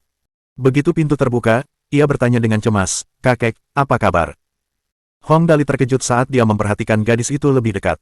Itu kamu, kata keduanya bersamaan. Kenapa kamu di sini? Tanya mereka berdua bersamaan. Lalu terjadilah keheningan yang tidak dapat dijelaskan. Hehehe, sepertinya kau bersusah payah untuk mendapatkanku. Gadis itu menatap Hong Dali dan mencibir. Pertama, kau menyuruh seseorang berpura-pura menjadi pencuri agar kau bisa menjadi pahlawan dan menyelamatkan gadis yang sedang dalam kesulitan. Ketika aku tidak terpancing, kau malah mengejar kakekku. Apa-apaan ini? Apa yang dia maksud? Hong Dali, Gu Feifei, dan Qiyuti ketercengang. Mereka hanya berbuat baik. Apa motif tersembunyi mereka? Apakah dia terlihat seperti orang yang akan berusaha mendapatkan wanita dengan segala cara? Hong Dali berusaha bersabar, tetapi ternyata terlalu berat. Ia menangkupkan kedua tangannya dengan tegas dan berkata, Amitabha, Nona. Anda terlalu banyak berpikir. Apa yang dikatakannya lucu, dan Bu Feifei serta Qiyuti langsung tertawa. Kaulah yang terlalu banyak berpikir. Gadis itu langsung memerah dan berteriak marah. Kalau kau tidak sedang mencoba merayuku, bagaimana mungkin ada begitu banyak kebetulan? Waktu aku bertemu pencuri, kau yang menangkapnya. Waktu kakekku jatuh, kau ada di sana. Kalau kau yang mendorong kakekku hingga jatuh, kau takkan pernah mendengarku bicara panjang lebar. Hong Dali tersentak, sangat sulit menjelaskan apa yang terjadi. Ia tidak mungkin memberitahunya bahwa radar sistem mengirimnya ke sana. Kemudian, wanita muda itu bergegas masuk ke bangsal. Ketika melihat pria tua itu, ia langsung bertanya, kakek, apa kakek baik-baik saja? Bagaimana kakek bisa jatuh? Apa ada yang mendorong kakek? Sial, apakah niat baiknya disalahartikan sebagai niat buruk? Untungnya, lelaki tua itu jujur. Tidak, aku terlalu banyak memakai baju hari ini dan cuacanya panas. Jadi, aku kena sengatan panas. Tidak ada yang mendorongku. Oh, gadis itu merasa lega. Kali ini, ia menatap Hong Dali dengan ekspresi yang jauh lebih ramah. Baiklah, aku akan melepaskanmu. Dari sikapnya, jelas terlihat bahwa ia berasal dari keluarga baik-baik. Ia kini lebih sopan. Terima kasih. Ucapan, terima kasih, ini jauh lebih tulus, sangat berbeda dari ucapan terima kasihnya yang pertama. Dengan ini, Hong Dali merasa jauh lebih baik. Dia tidak melakukan perbuatan baik demi ketenaran atau kekayaan, tetapi ucapan terima kasih selalu dihargai. Dengan niat menunjukkan rasa terima kasihnya, gadis itu mengeluarkan 1.000 yuan dari tasnya dan berkata dengan lembut, aku salah paham. Lagi pula, kaulah yang membawa kakekku ke rumah sakit. Maukah kau menerima uang ini? Ketika melihat ini, Hong Dali terlalu terkejut untuk bereaksi. Dia anak yang boros, dan selalu dia yang memberi tip, kali ini, dialah yang mendapat tip. Amitabha, tolong simpan uangnya. Hong Dali menyeringai. Seorang pendeta tidak melakukan perbuatan baik demi uang atau ketenaran. Jika dia seorang pendeta, seluruh dunia akan menjadi biarawan. Sian-sian, kata lelaki tua yang terbaring di kamar, anak ini tidak kekurangan uang. Kau tidak perlu memberinya tip, lagi pula, aku sudah melihat mobil itu 2 kali. Itu Knight 15 seharga 15 juta. Mustahil orang yang mengendarai mobil seperti itu berbuat baik demi tip. Ngomong-ngomong, Knight 15 dengan banderol harga 15 juta itu memang mengesankan. Rata-rata penggemar emas pasti akan langsung lemas mendengar nama mobil itu. Namun, gadis itu tidak banyak bereaksi. Ia hanya menyimpan uangnya dan berkata, kalau begitu, aku tidak akan memberimu uang. Terima kasih. Melihat reaksi gadis itu, Gu Feifei dan Qiyuti saling berpandangan dan mengangkat alis mereka bersama-sama. Sepertinya gadis ini dibesarkan dengan baik. Pantas saja dia selalu waspada. Pasti banyak yang mengincarnya. Itu benar. Nama gadis itu adalah Kiao Xianxian, putri kesayangan Kiao Mukun, ketua Wu Feng Mining. Ia jelas seorang putri kecil. Tidak ada yang tahu persis berapa banyak aset yang dimiliki keluarga Kiao, tetapi pastinya lebih dari 50 miliar. Dulu, Kiao Xianxian selalu diikuti oleh pengawal kemanapun ia pergi. Namun, kebetulan hari ini ia ingin berbelanja secara impulsif, jadi ia pergi keluar tanpa pengawal. Ia tidak menyangka akan bertemu pencuri karenanya. Terlalu banyak kebetulan di dunia ini. Tuan tua Kiao juga orang yang tidak suka membawa pengawal. Ia biasanya hanya berjalan-jalan dan membeli makanan. Di pagi hari, ia akan pergi ke taman untuk berlatih tai chi dan bermain dengan burung-burung. Bagaimanapun, ini adalah masyarakat yang diatur oleh hukum. Dia tidak pernah berada dalam bahaya apapun. Dia tidak menyangka akan terkena sengatan panas hari ini karena cuacanya terlalu bagus dan dia mengenakan terlalu banyak pakaian. Tentu saja, Hong Dali tidak terlalu peduli dengan apa yang terjadi di sini. Ia telah melakukan apa yang ingin ia lakukan dan hanya ingin segera pergi. Baiklah, karena tuan tua sudah baik-baik saja, saya tidak akan tinggal di sini lagi. Saya pergi dulu. Tidak perlu mengantar saya. Setelah selesai berbicara, dia bersiap untuk pergi. Namun, ia baru saja melangkah keluar ketika lelaki tua itu berkata, Xianxian, tulang-tulang tuaku hampir bertemu Raja Hades hari ini. Dia menyelamatkan hidupku, kita harus menunjukkan rasa terima kasih kita. Lagi pula kita tidak ada kegiatan di sore hari, bagaimana kalau kita mentraktir pemuda ini makan? Apa? Makan? Apa itu kencan? Baiklah. Kiao Xianxian tidak keberatan. Ia menatap Hong Dali dan bertanya, kalau begitu, aku akan mentraktirmu makan. Anggap saja ini sebagai ucapan terima kasih atas bantuanmu. Bagaimana menurutmu? Ini adalah makan siang gratis, kita tidak boleh menolaknya, kawan. Baiklah, baiklah. Anak di Hong Dali terbangun. Ia tersenyum cerah dan berkata, kalau begitu, aku akan menurutimu. Mode pamer dimulai. Ngomong-ngomong, bagaimana status Hong Dali sekarang? Ia telah diasah oleh alam semesta, dengan berbagai identitas yang saling tumpang tindih. Terlebih lagi, ia telah menjadi anak yang hilang begitu lama. Sekali lihat saja, sudah jelas ia adalah seorang tuan muda dari keluarga kaya. Sedikit aura arogansi terpancar di sana. Hong Dali kini benar-benar menarik, bahkan jika ia mengenakan pakaian yang dibeli dari toko pinggir jalan, pakaian itu tampak seperti jubah kaisar. Aura kemewahan yang terpancar darinya niscaya akan menarik perhatian para pengagumnya. Gadis itu tampaknya tidak terpengaruh sebelumnya. Saat itu, ia seperti tersambar petir. Kedua kakinya tiba-tiba berubah menjadi jeli dan kepalanya tertunduk.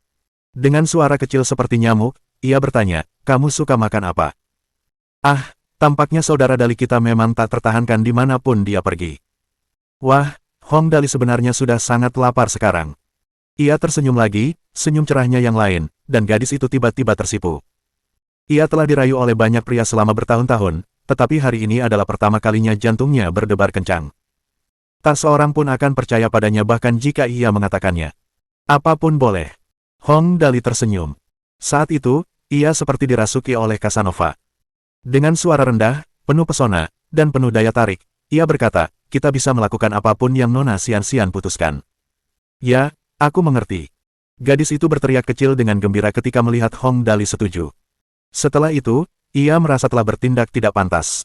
Ia segera memimpin jalan dengan wajah memerah. Namun, ia tetap menundukkan kepala, mungkin sedang memikirkan sesuatu. Keduanya berjalan beriringan, dengan jarak sekitar setengah meter di antara mereka.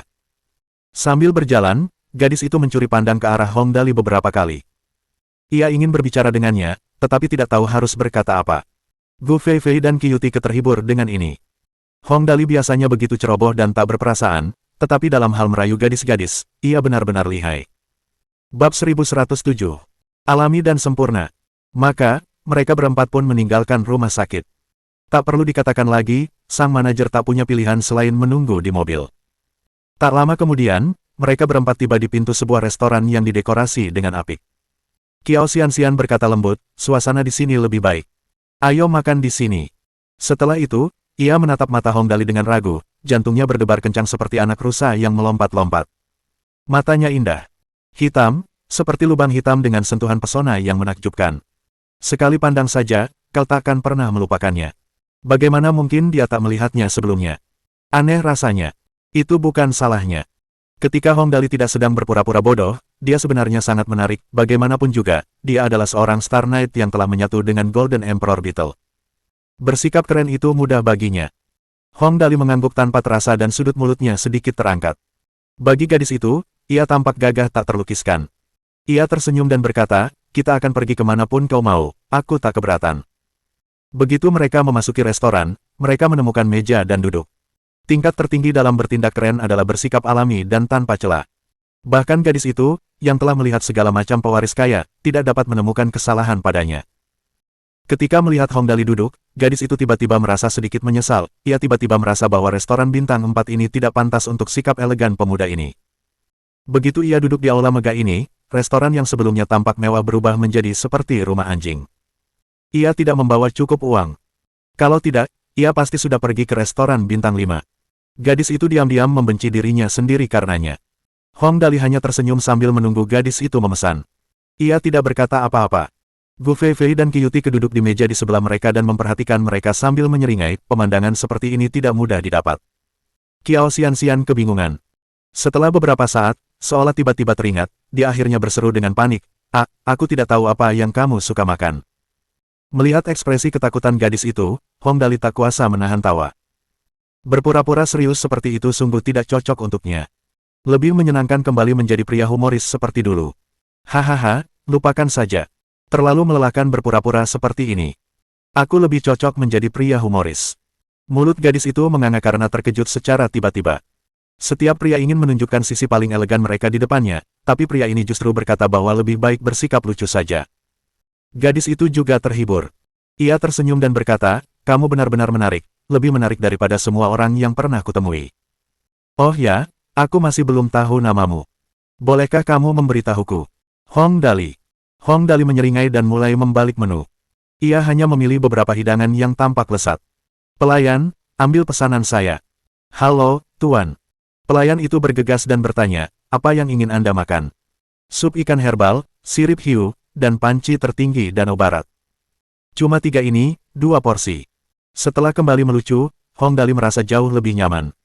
Ia memesan beberapa hidangan secara acak dan berkata, aku memang tidak pantas untuk terlalu serius.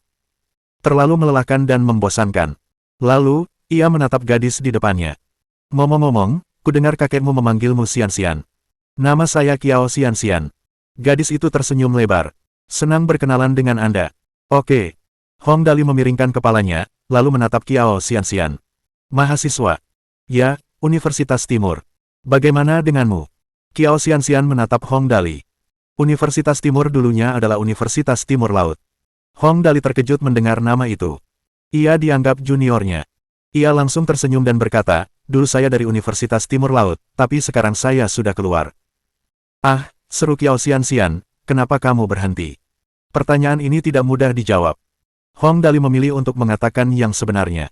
Saya melarikan diri untuk menjadi anak yang hilang. Hehe, kalau kamu anak yang hilang, maka tidak akan ada anak yang hilang di dunia ini. Kenapa tidak ada yang percaya padanya ketika dia mengatakan yang sebenarnya? Tak lama kemudian, makanan pun tersaji. Kiao Xianxian mendorong piring ke arah Hong Dali, lalu tertawa dan berkata, "Kamu kurus sekali, kamu harus makan lebih banyak. Aku sedang diet, jadi aku tidak akan berebut makanan denganmu." "Hehe, apa aku kurus sekali?"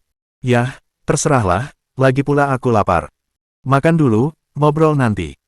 Sambil makan, Hong Dali berkata, "Tubuhmu sudah bagus. Lebih dari itu kamu akan sedikit gemuk, lebih sedikit dari itu kamu akan terlalu kurus.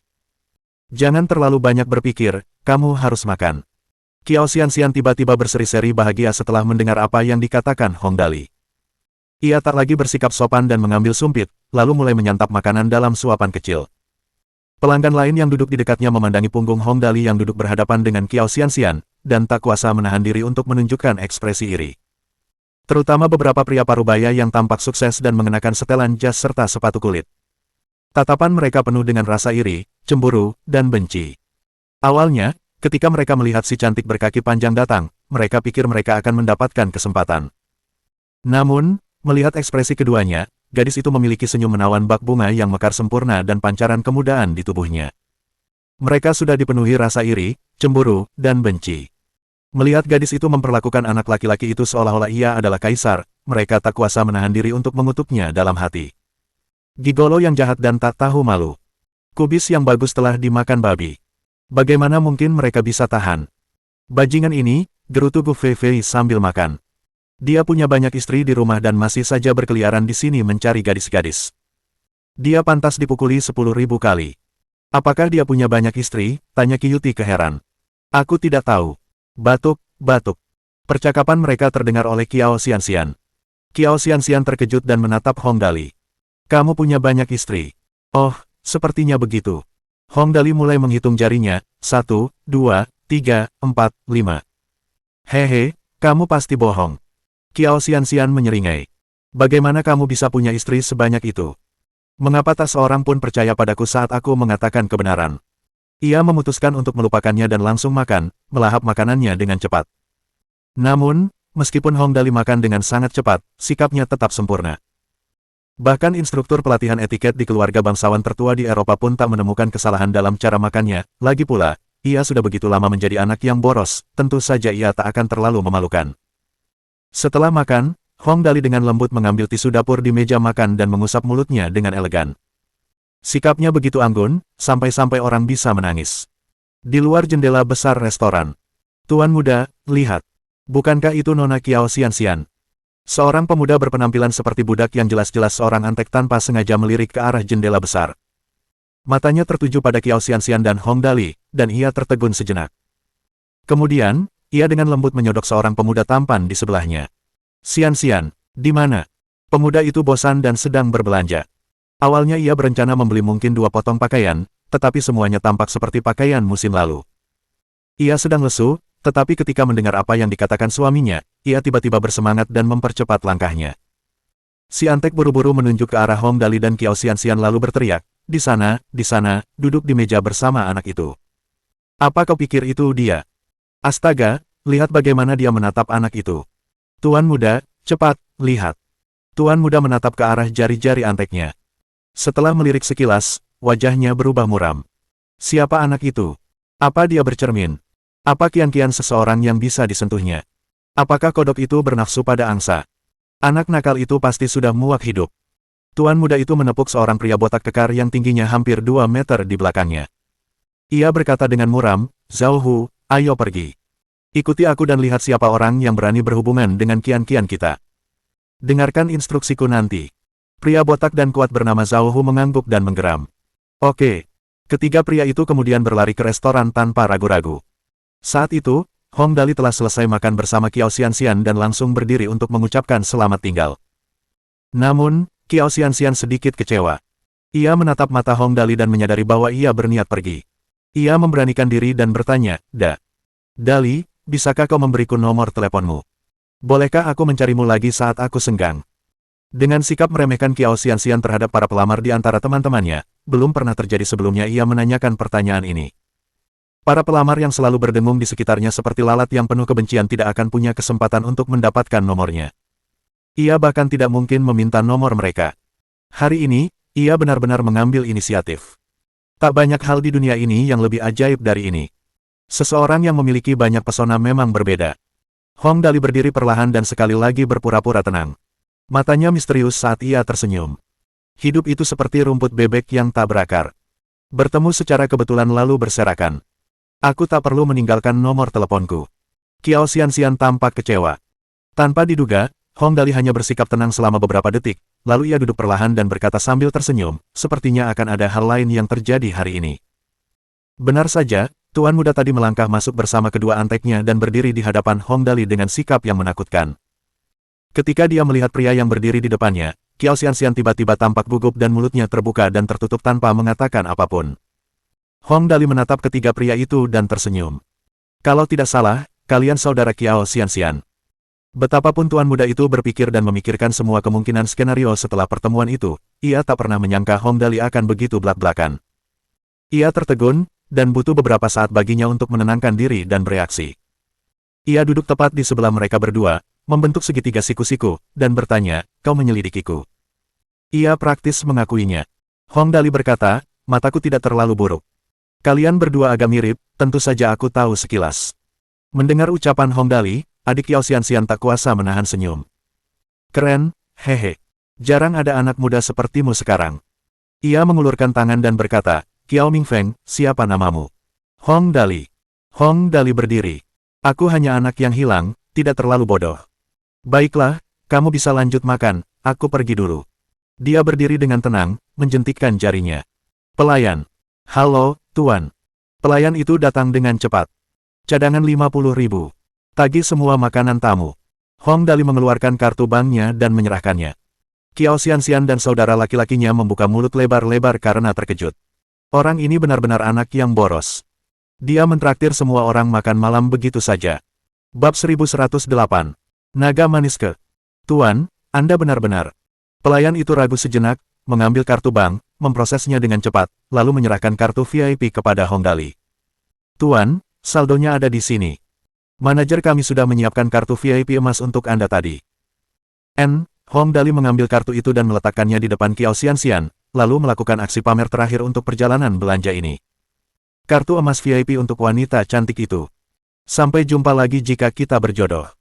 Dia memanggil Gu Feifei dan Qiu Tike, lalu pergi tiba-tiba, meninggalkan sekelompok orang tercengang. Kakak Dali, tak terkalahkan. Setelah Hong Dali pergi, Kiao Mingfeng menatap Kiao Xianxian yang begitu malu hingga hampir tak bisa mengangkat kepalanya, lalu berkata dengan cemas, Xianxian, apa kau benar-benar jatuh cinta padanya? Pria ini berasal dari latar belakang yang tak dikenal, jangan sampai kau tertipu. Pria zaman sekarang semuanya menjijikkan. Jangan sampai cinta dan uangmu ditipu. Kakak. Mendengar komentar negatif dari kakaknya, Kiao Xianxian tak kuasa menahannya lagi. Dia tidak seperti itu. Dia membantuku mengambil dompetku kembali dari pencuri, dan dia juga mengirim kakek tua itu ke rumah sakit. Bagaimana kau tahu dia tidak merencanakannya? Kiao Mingfeng menggelengkan kepalanya. Ngomong-ngomong, kau tidak pernah mudah tergila-gila pada seseorang. Dari segi penampilan, pria-pria yang mendekatimu lebih baik daripada dia. Orang-orang itu bukan orang baik. Kiao Xianxian berdiri dengan gusar. Ia menyimpan kartu emas VIP pemberian Hong Dali di tasnya dengan hati-hati, lalu berkata, baiklah, aku tidak ingin membicarakan ini lagi. Aku akan kembali ke sekolah. Ya. Tiba-tiba, tanya kakaknya cemas, Hantua baru saja meneleponku dan bilang dia akan memperkenalkan seseorang yang sangat hebat kepada kita malam ini. Sepertinya dia cukup cakap dan tampan. Mau lihat? Aku nggak mau pergi. Apa yang harus dilihat? Kiao Xianxian mendengus. Kamu bisa pergi sendiri. Kamu nggak jadi pergi. Kakaknya mengangguk dan berkata, kudengar anak muda itu kaya raya. Dia membeli Night 15 seharga 15 juta tanpa ragu. Keren. Sambil berkata begitu, Kiao Xianxian, yang tadinya hendak keluar, langsung duduk. Apa? Orang yang akan kau temui malam ini membeli Night 15. Hong Dali mungkin satu-satunya orang di kota ini yang punya Night 15. Ah, ada apa? Tanya kakaknya penasaran. Aku pergi, aku pergi, aku pergi. Kiao Xianxian menarik tangan kakaknya dan berkata dengan malu-malu, bawa aku ikut. Wah, kau terlalu cepat berubah pikiran. Kakaknya terbelalak. Dulu kau tidak seperti ini. Kau tak perlu peduli soal itu, rengek Kiao Xianxian malu-malu. Kakak gelombang. Suaranya membuat kaki adiknya terasa lemas dan mati rasa. Kakaknya tampak murung. Aduh, sial, kalau aku tahu lebih awal, aku tidak akan memberitahumu tentang itu, desah. Ah ho. Hong Dali bersin keras. Siapa yang ngomongin aku? Ada apa ini? Ada apa? Tanya Gu Feifei. Kita mau kemana selanjutnya? Selanjutnya, kita belanja. Hong Dali menyeka ingusnya. Dia telah menyelesaikan misi sampingan pertama dari sistem. Yang kedua adalah mencari lebih banyak teman baik. Ini mudah. Yang ketiga adalah membeli pakaian untuk teman-temannya. Tak perlu dikatakan lagi, mereka langsung menuju ke jalan perbelanjaan. Setelah kembali ke rumah sakit, manajer menyetir mobil. Mereka naik mobil dan langsung menuju pusat perbelanjaan, gedung perbelanjaan Sencheng Spring. Ketika mereka turun dari mobil, Hong Dali dan Gu Feifei tidak terlalu memikirkannya. Mereka melihat Qiyuti menatap sebuah toko emas dengan mata berbinar-binar. Tanpa berkata apa-apa lagi, Hong Dali melihat nama toko emas itu. Toko emas Cui Hua, toko yang cukup terkenal. Ia menjentikkan jarinya. Ayo kita lihat toko emasnya. Sebagai bagian dari ras naga api, antusiasme Qiyuti terhadap benda-benda berwarna emas dan berkilauan terlihat jelas. Mereka bertiga memasuki toko. Begitu mereka tiba di dalam, si manis berseru kegirangan. Kemudian, ia mengamati semua aksesori dengan saksama. Kak Dali, emas di sini semuanya indah sekali. Saat itu, seorang penjaga toko menghampiri mereka. Ia pertama-tama menatap Hong Dali, lalu ke arah si cantik Qiyuti sambil tersenyum. Halo, kalian berdua. Apakah kalian sedang memilih aksesori untuk pernikahan kalian? Gu Feifei sama sekali tidak dihiraukan. Ah, kami sedang mencari aksesori, tapi bukan untuk pernikahan kami. Hong Dali segera menyangkal. Ia lalu bertanya pada Qiyuti, kamu suka aksesori? Aku suka. Si manis mondar-mandir di lemari pajangan, dari emas, emas putih, hingga berlian. Ia tak bisa mengalihkan pandangannya dari mereka. Naga memang makhluk yang aneh. Mereka kuat, agung, dan menakutkan, namun mereka memiliki daya tarik yang unik terhadap benda-benda kecil yang berkilau dan indah. Terutama naga betina bernama Qiyuti. Ia membawa daya tarik ini hingga ekstrim. Hong Dali yakin jika Qiyuti tidak dikekang oleh sistem, ia pasti akan berubah menjadi naga dan membawa seluruh toko emas bersamanya. Pegang kartu ini dulu. Hong Dali segera menyerahkan kartu banknya kepada penjaga toko. Lalu, ia menunjuk Qiyuti. Jangan ngomong sembarangan nanti. Apapun yang dia mau, langsung tagihkan ke kartu ini. Mengerti? Wah, murah hati banget. Dia bahkan gak boleh kasih tahu harganya. Si penjaga toko menganggukkan kepalanya seperti ayam mematuk nasi. Mengerti. Saya mengerti. Baiklah, Kemanis. Ambil saja sesukamu. Hong Dali menepuk bahu Kemanis. Aku akan bayar tagihannya. Benarkah? Qiyuti jelas terkejut. Ia menatap Hong Dali seolah-olah Hong Dali adalah gunung emas.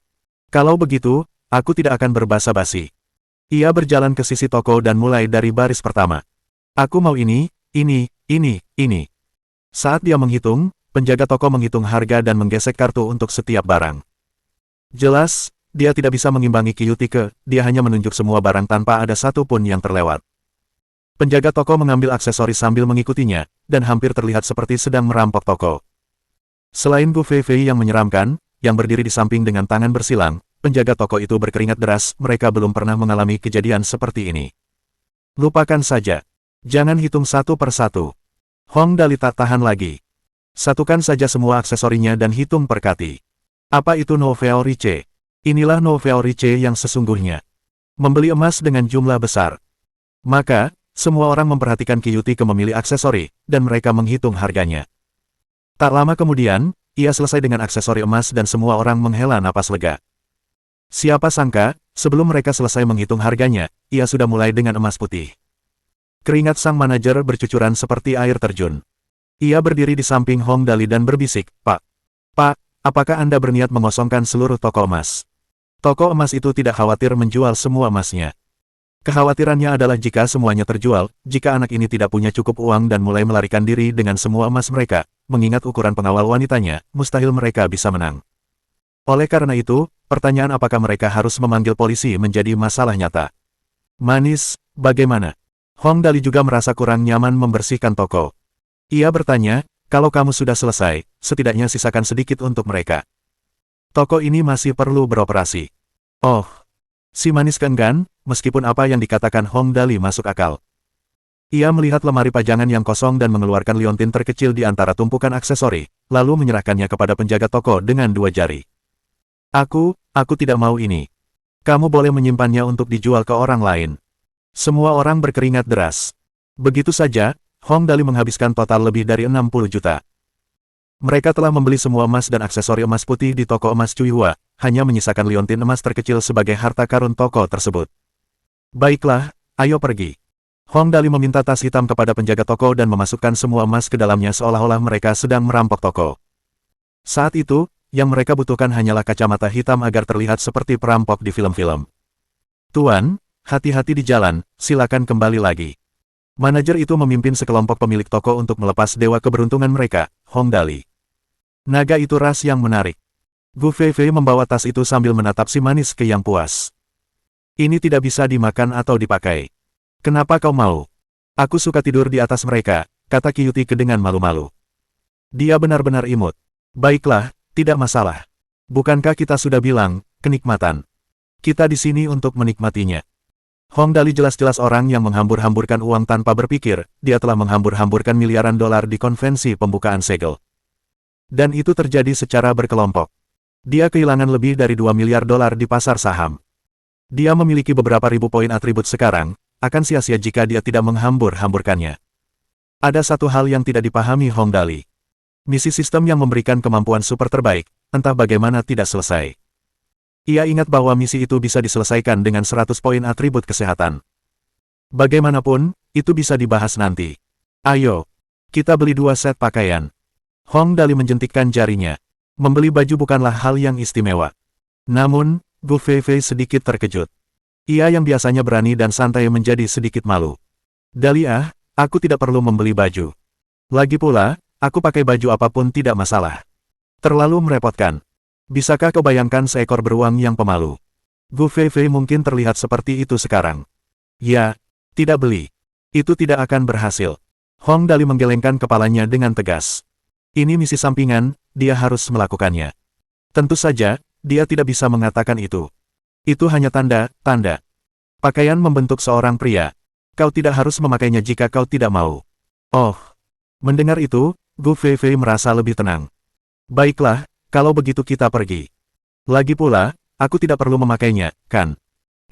Ya. Hong Dali mengangguk, dan mereka pergi membeli pakaian. Jelas, Hong Dali bukanlah orang yang suka berbelanja. Gu Feifei jelas juga tidak suka berbelanja. Hanya si manis dari suku naga, yang hanya tertarik pada emas. Begitu saja, mereka bertiga memasuki butik-butik utama mall, membeli barang-barang seperti sedang merampok. Dengan prinsip membuang 10 juta daripada membuang 1 detik, mereka menyapu bersih semua barang. Ketika mereka keluar dari toko, Gu Feifei membawa tas besar lainnya. Ia mulai terlihat seperti kuli angkut. Sistem. Misi sampingan 3 selesai. Tuan rumah dan rekan-rekannya telah membeli 2 set pakaian atau lebih. Hadiah misi, 10 poin prestasi. Poin prestasi, dapatkan. Bab 1109. Napas Naga. Hong Dali melihat bagian prestasi di panel sistem. Sebelumnya, ia mendapatkan 30 poin untuk 3 misi sampingan dan 30 poin untuk membantu Xiao Yu mengatasi masalah hubungannya. Hari ini, menyelesaikan 2 misi sampingan memberikan 20 poin, menangkap pencuri, dan membantu kakek tua memberikan total 40 poin prestasi, jadi total poin prestasinya sekarang menjadi 120. Ia sudah mendapatkan cukup poin untuk ditukar dengan 1 buah Eternal Abyss Thunder Suite. Keren. Wahahaha. Dia akan menukarnya begitu sampai di rumah dan memberikannya kepada kakek buyut. Dia pasti akan sangat senang. Namun, sayang sekali dia hanya bisa mendapatkan 1 bagian dan tidak bisa mengaktifkan bonus set apapun. Seandainya saja ada lebih banyak misi tersembunyi.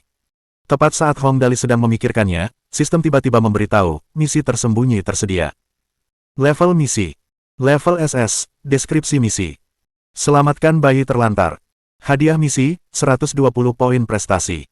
Lokasi spesifik misi telah dikirim ke Weixin Host, silakan periksa. Sialan, misi tersembunyi level SS. Hadiahnya 120 poin prestasi. Hong Dali buru-buru mengeluarkan ponselnya. Begitu membuka Weixin, ia melihat ada artikel di lingkaran pertemanannya yang berjudul, orang tua yang tidak manusiawi membuang anak mereka ke pipa sampah. Sialan. Orang-orang yang tidak manusiawi, Hong Dali mengumpat setelah membaca artikel itu. Orang tua seperti itu harus ditembak. Ada apa? Gu Feifei dan Qiyuti kesedikit terkejut. Hong Dali bukan orang yang mudah memarahi orang lain. Ayo, cepat. Hong Dali memimpin dan berlari keluar. Ada yang sekarat. Dia berlari. Gu Feifei dan Qiyuti bergegas menyusul. Mereka langsung keluar dari mal dan memanggil manajer untuk membawakan mobil. Hong Dali mengikuti peta di ponselnya dan langsung menuju lokasi kejadian. Benar saja, mereka baru saja berjalan jauh ketika melihat banyak orang bergegas masuk ke sebuah gang. Sambil berlari, mereka berkata, "Ayo kita lihat." Mereka menemukan seorang anak di tempat pembuangan sampah di sana. Kasihan sekali anak itu, dia dibuang bahkan sebelum tali pusarnya dipotong. Kasihan sekali. Cepat, ayo kita lihat. Di gang, ayo keluar dari mobil. Hong Dali menginstruksikan manajer untuk memarkir mobil. Mereka berempat bergegas masuk ke gang. Tak lama kemudian, mereka melihat sekelompok besar orang mengelilingi saluran sampah di area perumahan. Mereka semua menjulurkan leher untuk melihat ke dalam. Sesekali, terdengar tangisan bayi yang lemah. Benar-benar ada seorang anak. Hong Dali sangat marah. Saat itu, ia sudah tidak peduli lagi. Bersama Gu Feifei, Qiyuti dan manajer, ia menerobos kerumunan dan bergegas masuk. Ketika melihat anak itu, ia tertegun. Itu memang bayi yang baru lahir. Tali pusarnya masih menempel di plasenta. Karena ia dibuang ke tempat pembuangan sampah, ia mengalami banyak luka lecet di sekujur tubuhnya. Sebagian kulit di dahinya terkelupas dan tulang di bawahnya terlihat. Matanya bahkan belum terbuka dan ia sesekali merengek lemah. Darah menyembur dari mulutnya. Dia terluka parah, dan tidaklah berlebihan jika dikatakan bahwa meskipun dia dibawa ke rumah sakit sekarang, dia mungkin tidak akan selamat. Semua orang yang melihat menunjukkan ekspresi tidak rela melihat bayi itu dalam kondisi seperti itu. Mereka semua mendesah. Ini kejahatan. Sekalipun mereka tidak menginginkan anak ini, seharusnya mereka menaruhnya di pinggir jalan daripada melakukan ini. Setidaknya akan lebih baik jika dia diadopsi oleh orang yang baik. Apapun lebih baik dari ini, ya, ini dosa. Siapa yang tidak berperasaan, orang tuanya seharusnya ditembak. Kasihan anak itu. Dengan berat hati, Hong Dali segera melangkah maju dan melepas bajunya. Ia tak peduli dengan kotoran yang menempel dan dengan lembut menggendong bayi itu setelah membungkusnya. Kemudian, ia mengambil kacang dali dari jam tangan luar angkasa, meremukkannya dengan jari-jarinya, dan dengan lembut memeras sarinya ke dalam mulut bayi. Kacang dali ditemukan oleh Hong Dali ketika ia berada di bumi yang lain.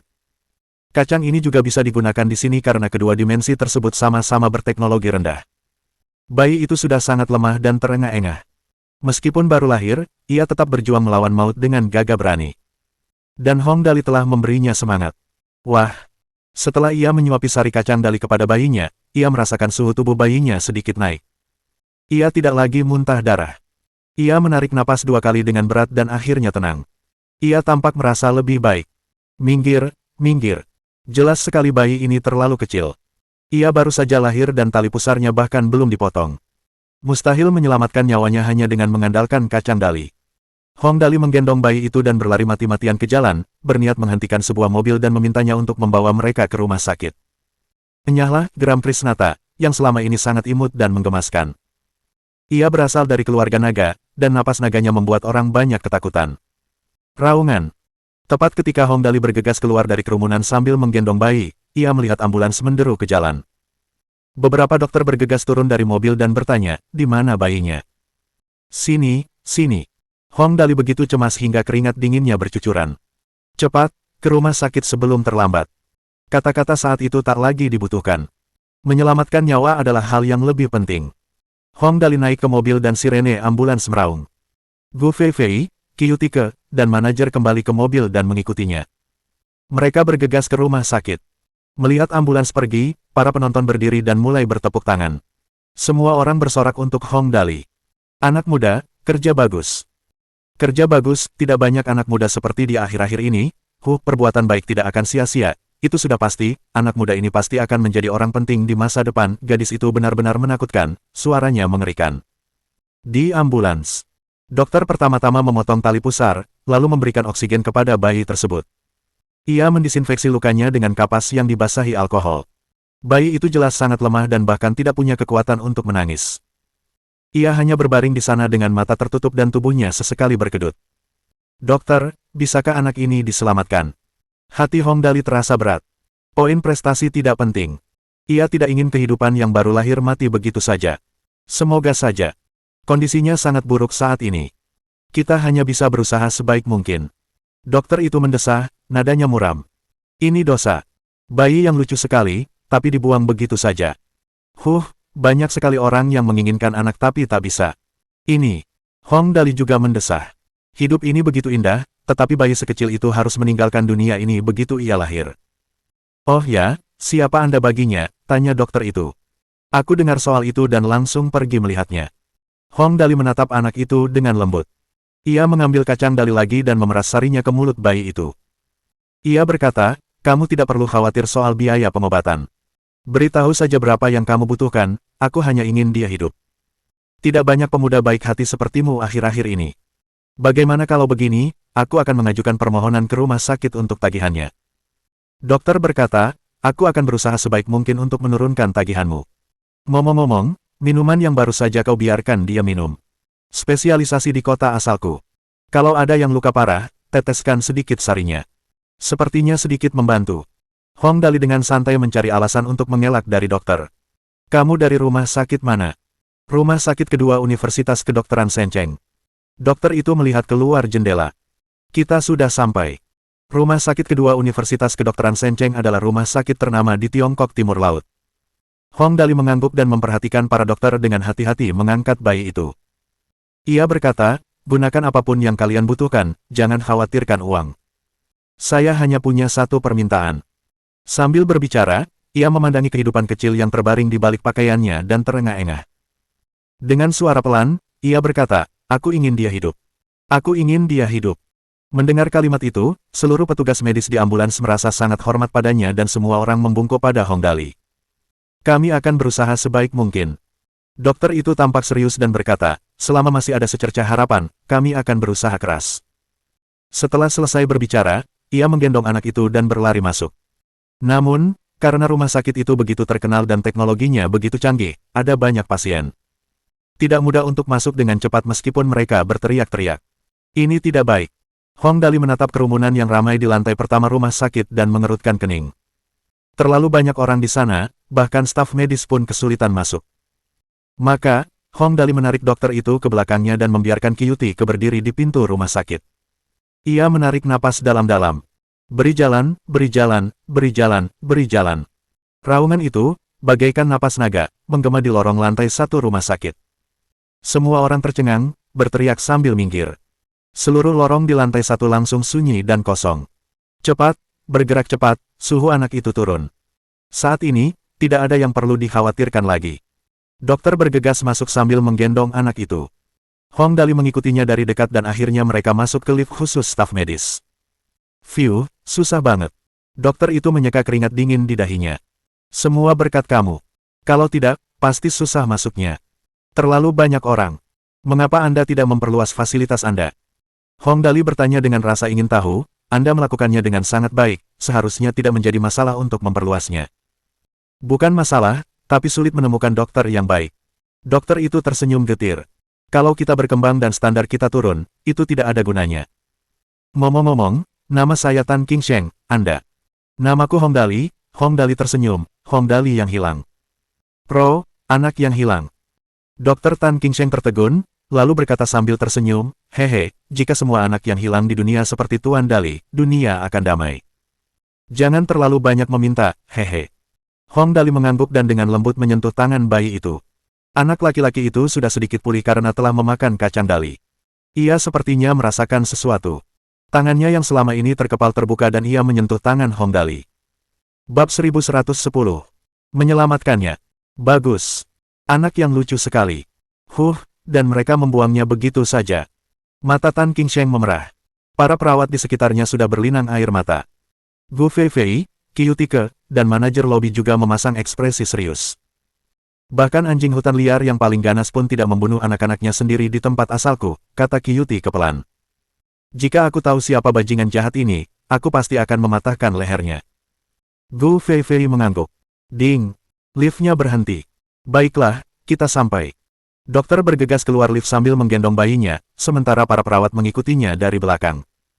Mereka langsung berlari menuju ruang operasi. Hong Dali dan yang lainnya tidak bisa mengikuti ke ruang operasi. Mereka hanya bisa menunggu di luar. Tak lama kemudian, ponsel Hong Dali berdering. Ia melihat Han Song yang meneleponnya. Halo, Dali. Han Song yang tersenyum dan bertanya, kamu di mana? Beberapa saudaraku sudah mendengar tentangmu dan cukup tertarik padamu. Mereka ingin bertemu dan menyambutmu secara langsung. Aku di rumah sakit. Hong Dali masih merasa sedih. Kamu ikut. Kau terluka. Han Song yang jelas terkejut. Ia bertanya dengan rasa ingin tahu, siapa yang bisa melukaimu dengan pengawalmu di dekatmu. Pasti seorang Superman.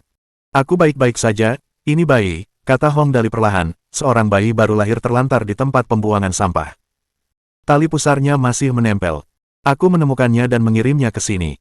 Apa-apaan ini? Siapa yang melakukan hal sekeji itu? Han Song yang langsung marah. Lagi pula, orang-orang Timur Laut adalah orang-orang yang paling emosional. Dali, tunggu di sana. Kami akan segera sampai. Tentu. Hong Dali menutup telepon. Di lobi lantai 1 rumah sakit, semua orang berdiskusi tentang apa yang terjadi.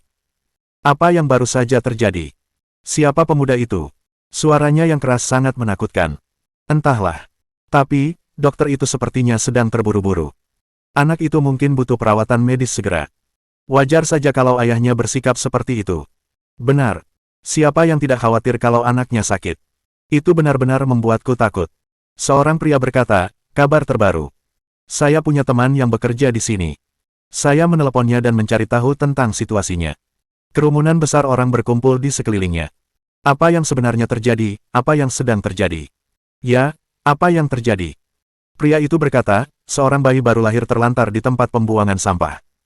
Seluruh kulit kepalanya lecet karena terjatuh. Ia muntah darah terus-menerus. Kasihan sekali. Pemuda tadi baik hati. Ia kebetulan mampir dan mengirim bayi itu ke sini. Entah apakah bayi itu masih bisa diselamatkan. Semua orang di sekitar mengutuk. Dasar nggak berperasaan. Orang tua macam apa yang tega kayak gitu? Dasar. Ya, aborsi saja kalau kamu tidak mau anak itu. Kenapa kamu melahirkannya hanya untuk membuatnya menderita? Orang tua ini harus dieksekusi. Tidak manusiawi. Semua orang dipenuhi amarah. Lagi pula, apa yang terjadi hari ini bisa membuat surga murka dan manusia dendam. Saat mereka sedang berbicara, tanah tiba-tiba bergetar. Apa yang terjadi? Semua orang melihat keluar dan langsung tercengang. Di halaman luar rumah sakit, sederetan mobil mewah melaju masuk. Land Rover, Porsche Cayenne, Koenigsegg, Aston Martin, Lamborghini, Bentley, Maserati. Belasan mobil mewah yang masing-masing bernilai sedikitnya 2 juta yuan terparkir berjajar di depan gedung rumah sakit. Oh, lah. Sekelompok besar pria dan wanita turun dari mobil mereka. Mereka semua berpakaian mewah. Para pria tampan dan bergaya, sementara para wanita cantik dan ramping. Karena musim semi telah tiba di bulan April, mereka semua mengenakan pakaian musim semi yang tipis hari ini. Lengan dan kaki mereka yang seputih salju cukup untuk menyilaukan semua pria yang hadir. Yang kecil, Hong Dali yang kau bicarakan ada di sini. Seorang pemuda berkacamata hitam berbingkai emas meletakkan tangannya di bahu Han Song Yang dan berkata, dia cukup mengesankan dan jujur.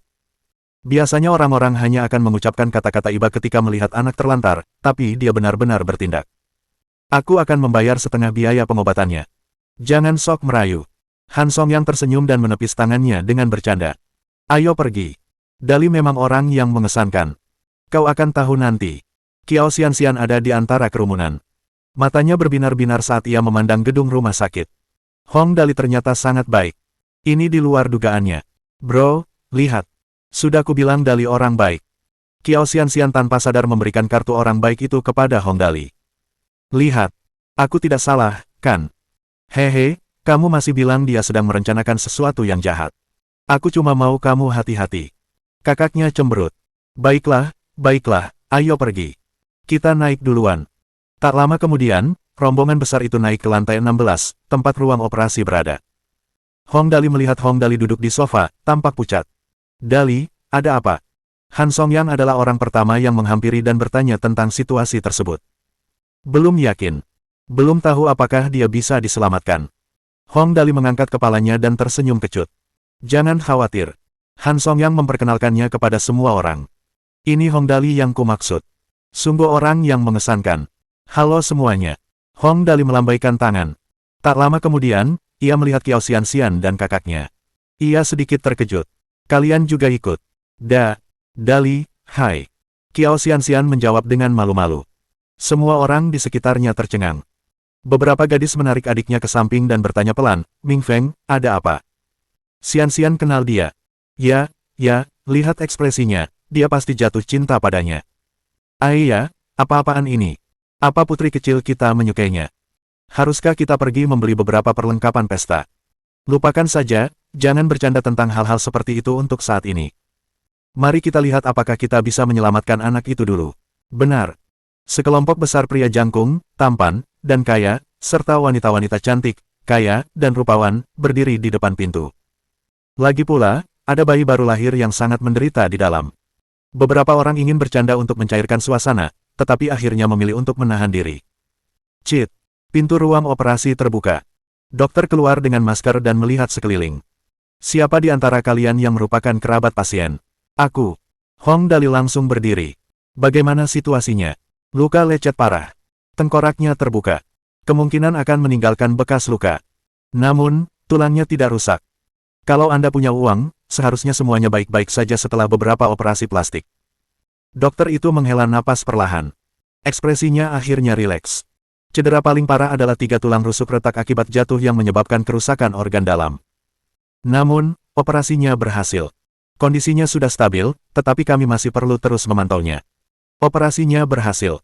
Kondisinya sudah stabil. Mendengar itu, semua orang di luar ruang operasi awalnya tercengang. Lalu, mereka bersorak kegirangan. Hahaha, luar biasa, luar biasa. Benar sekali. Hahaha, anak itu selamat. Dia selamat. Huyah, rasanya enak banget. Bahkan lebih seru daripada balapan. Hahaha.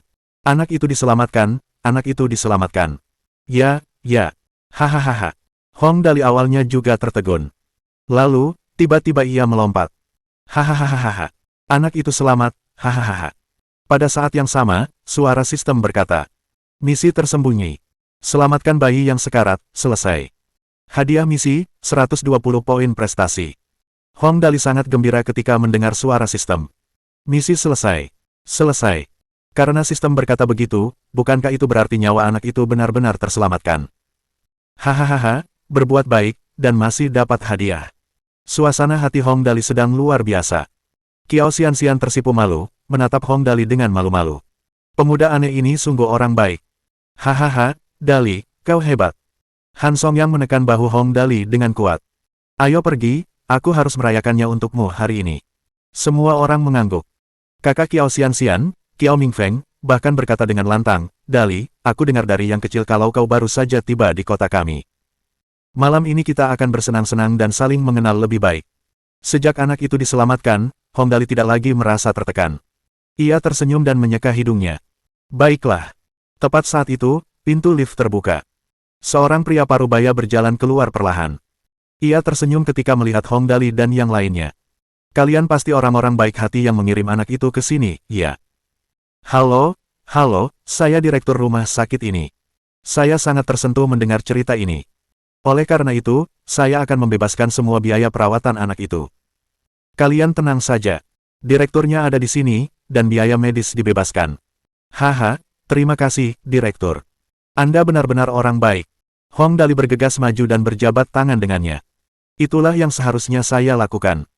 Direktur tersenyum ramah dan berkata, selain itu, saya ingin menyampaikan pesan positif kepada masyarakat melalui acara ini. Akan ada beberapa wartawan di sini nanti untuk wawancara. Apakah Anda punya waktu? Wawancara. Karena ini dilakukan oleh Hong Dali, dia harus menelepon.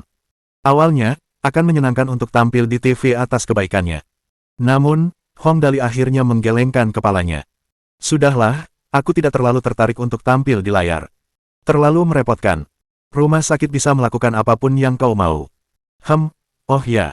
Hong Dali berpikir sejenak dan melihat sekeliling. Aku akan mensponsori sejumlah uang. Perawatan anak ini di sini akan sangat mahal. Sang sutradara langsung tercengang. Akhirnya, ia berkata, saya melakukan ini atas dasar niat baik, bukan untuk menggalang dana amal.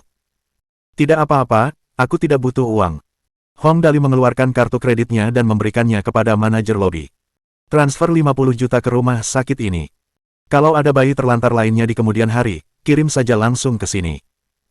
Mohon dukungan dari omom ante-ante sekalian, buat subscribe atau sharekan novel Mimin ke Facebook kalian, agar channel Mimin bisa terus berkembang.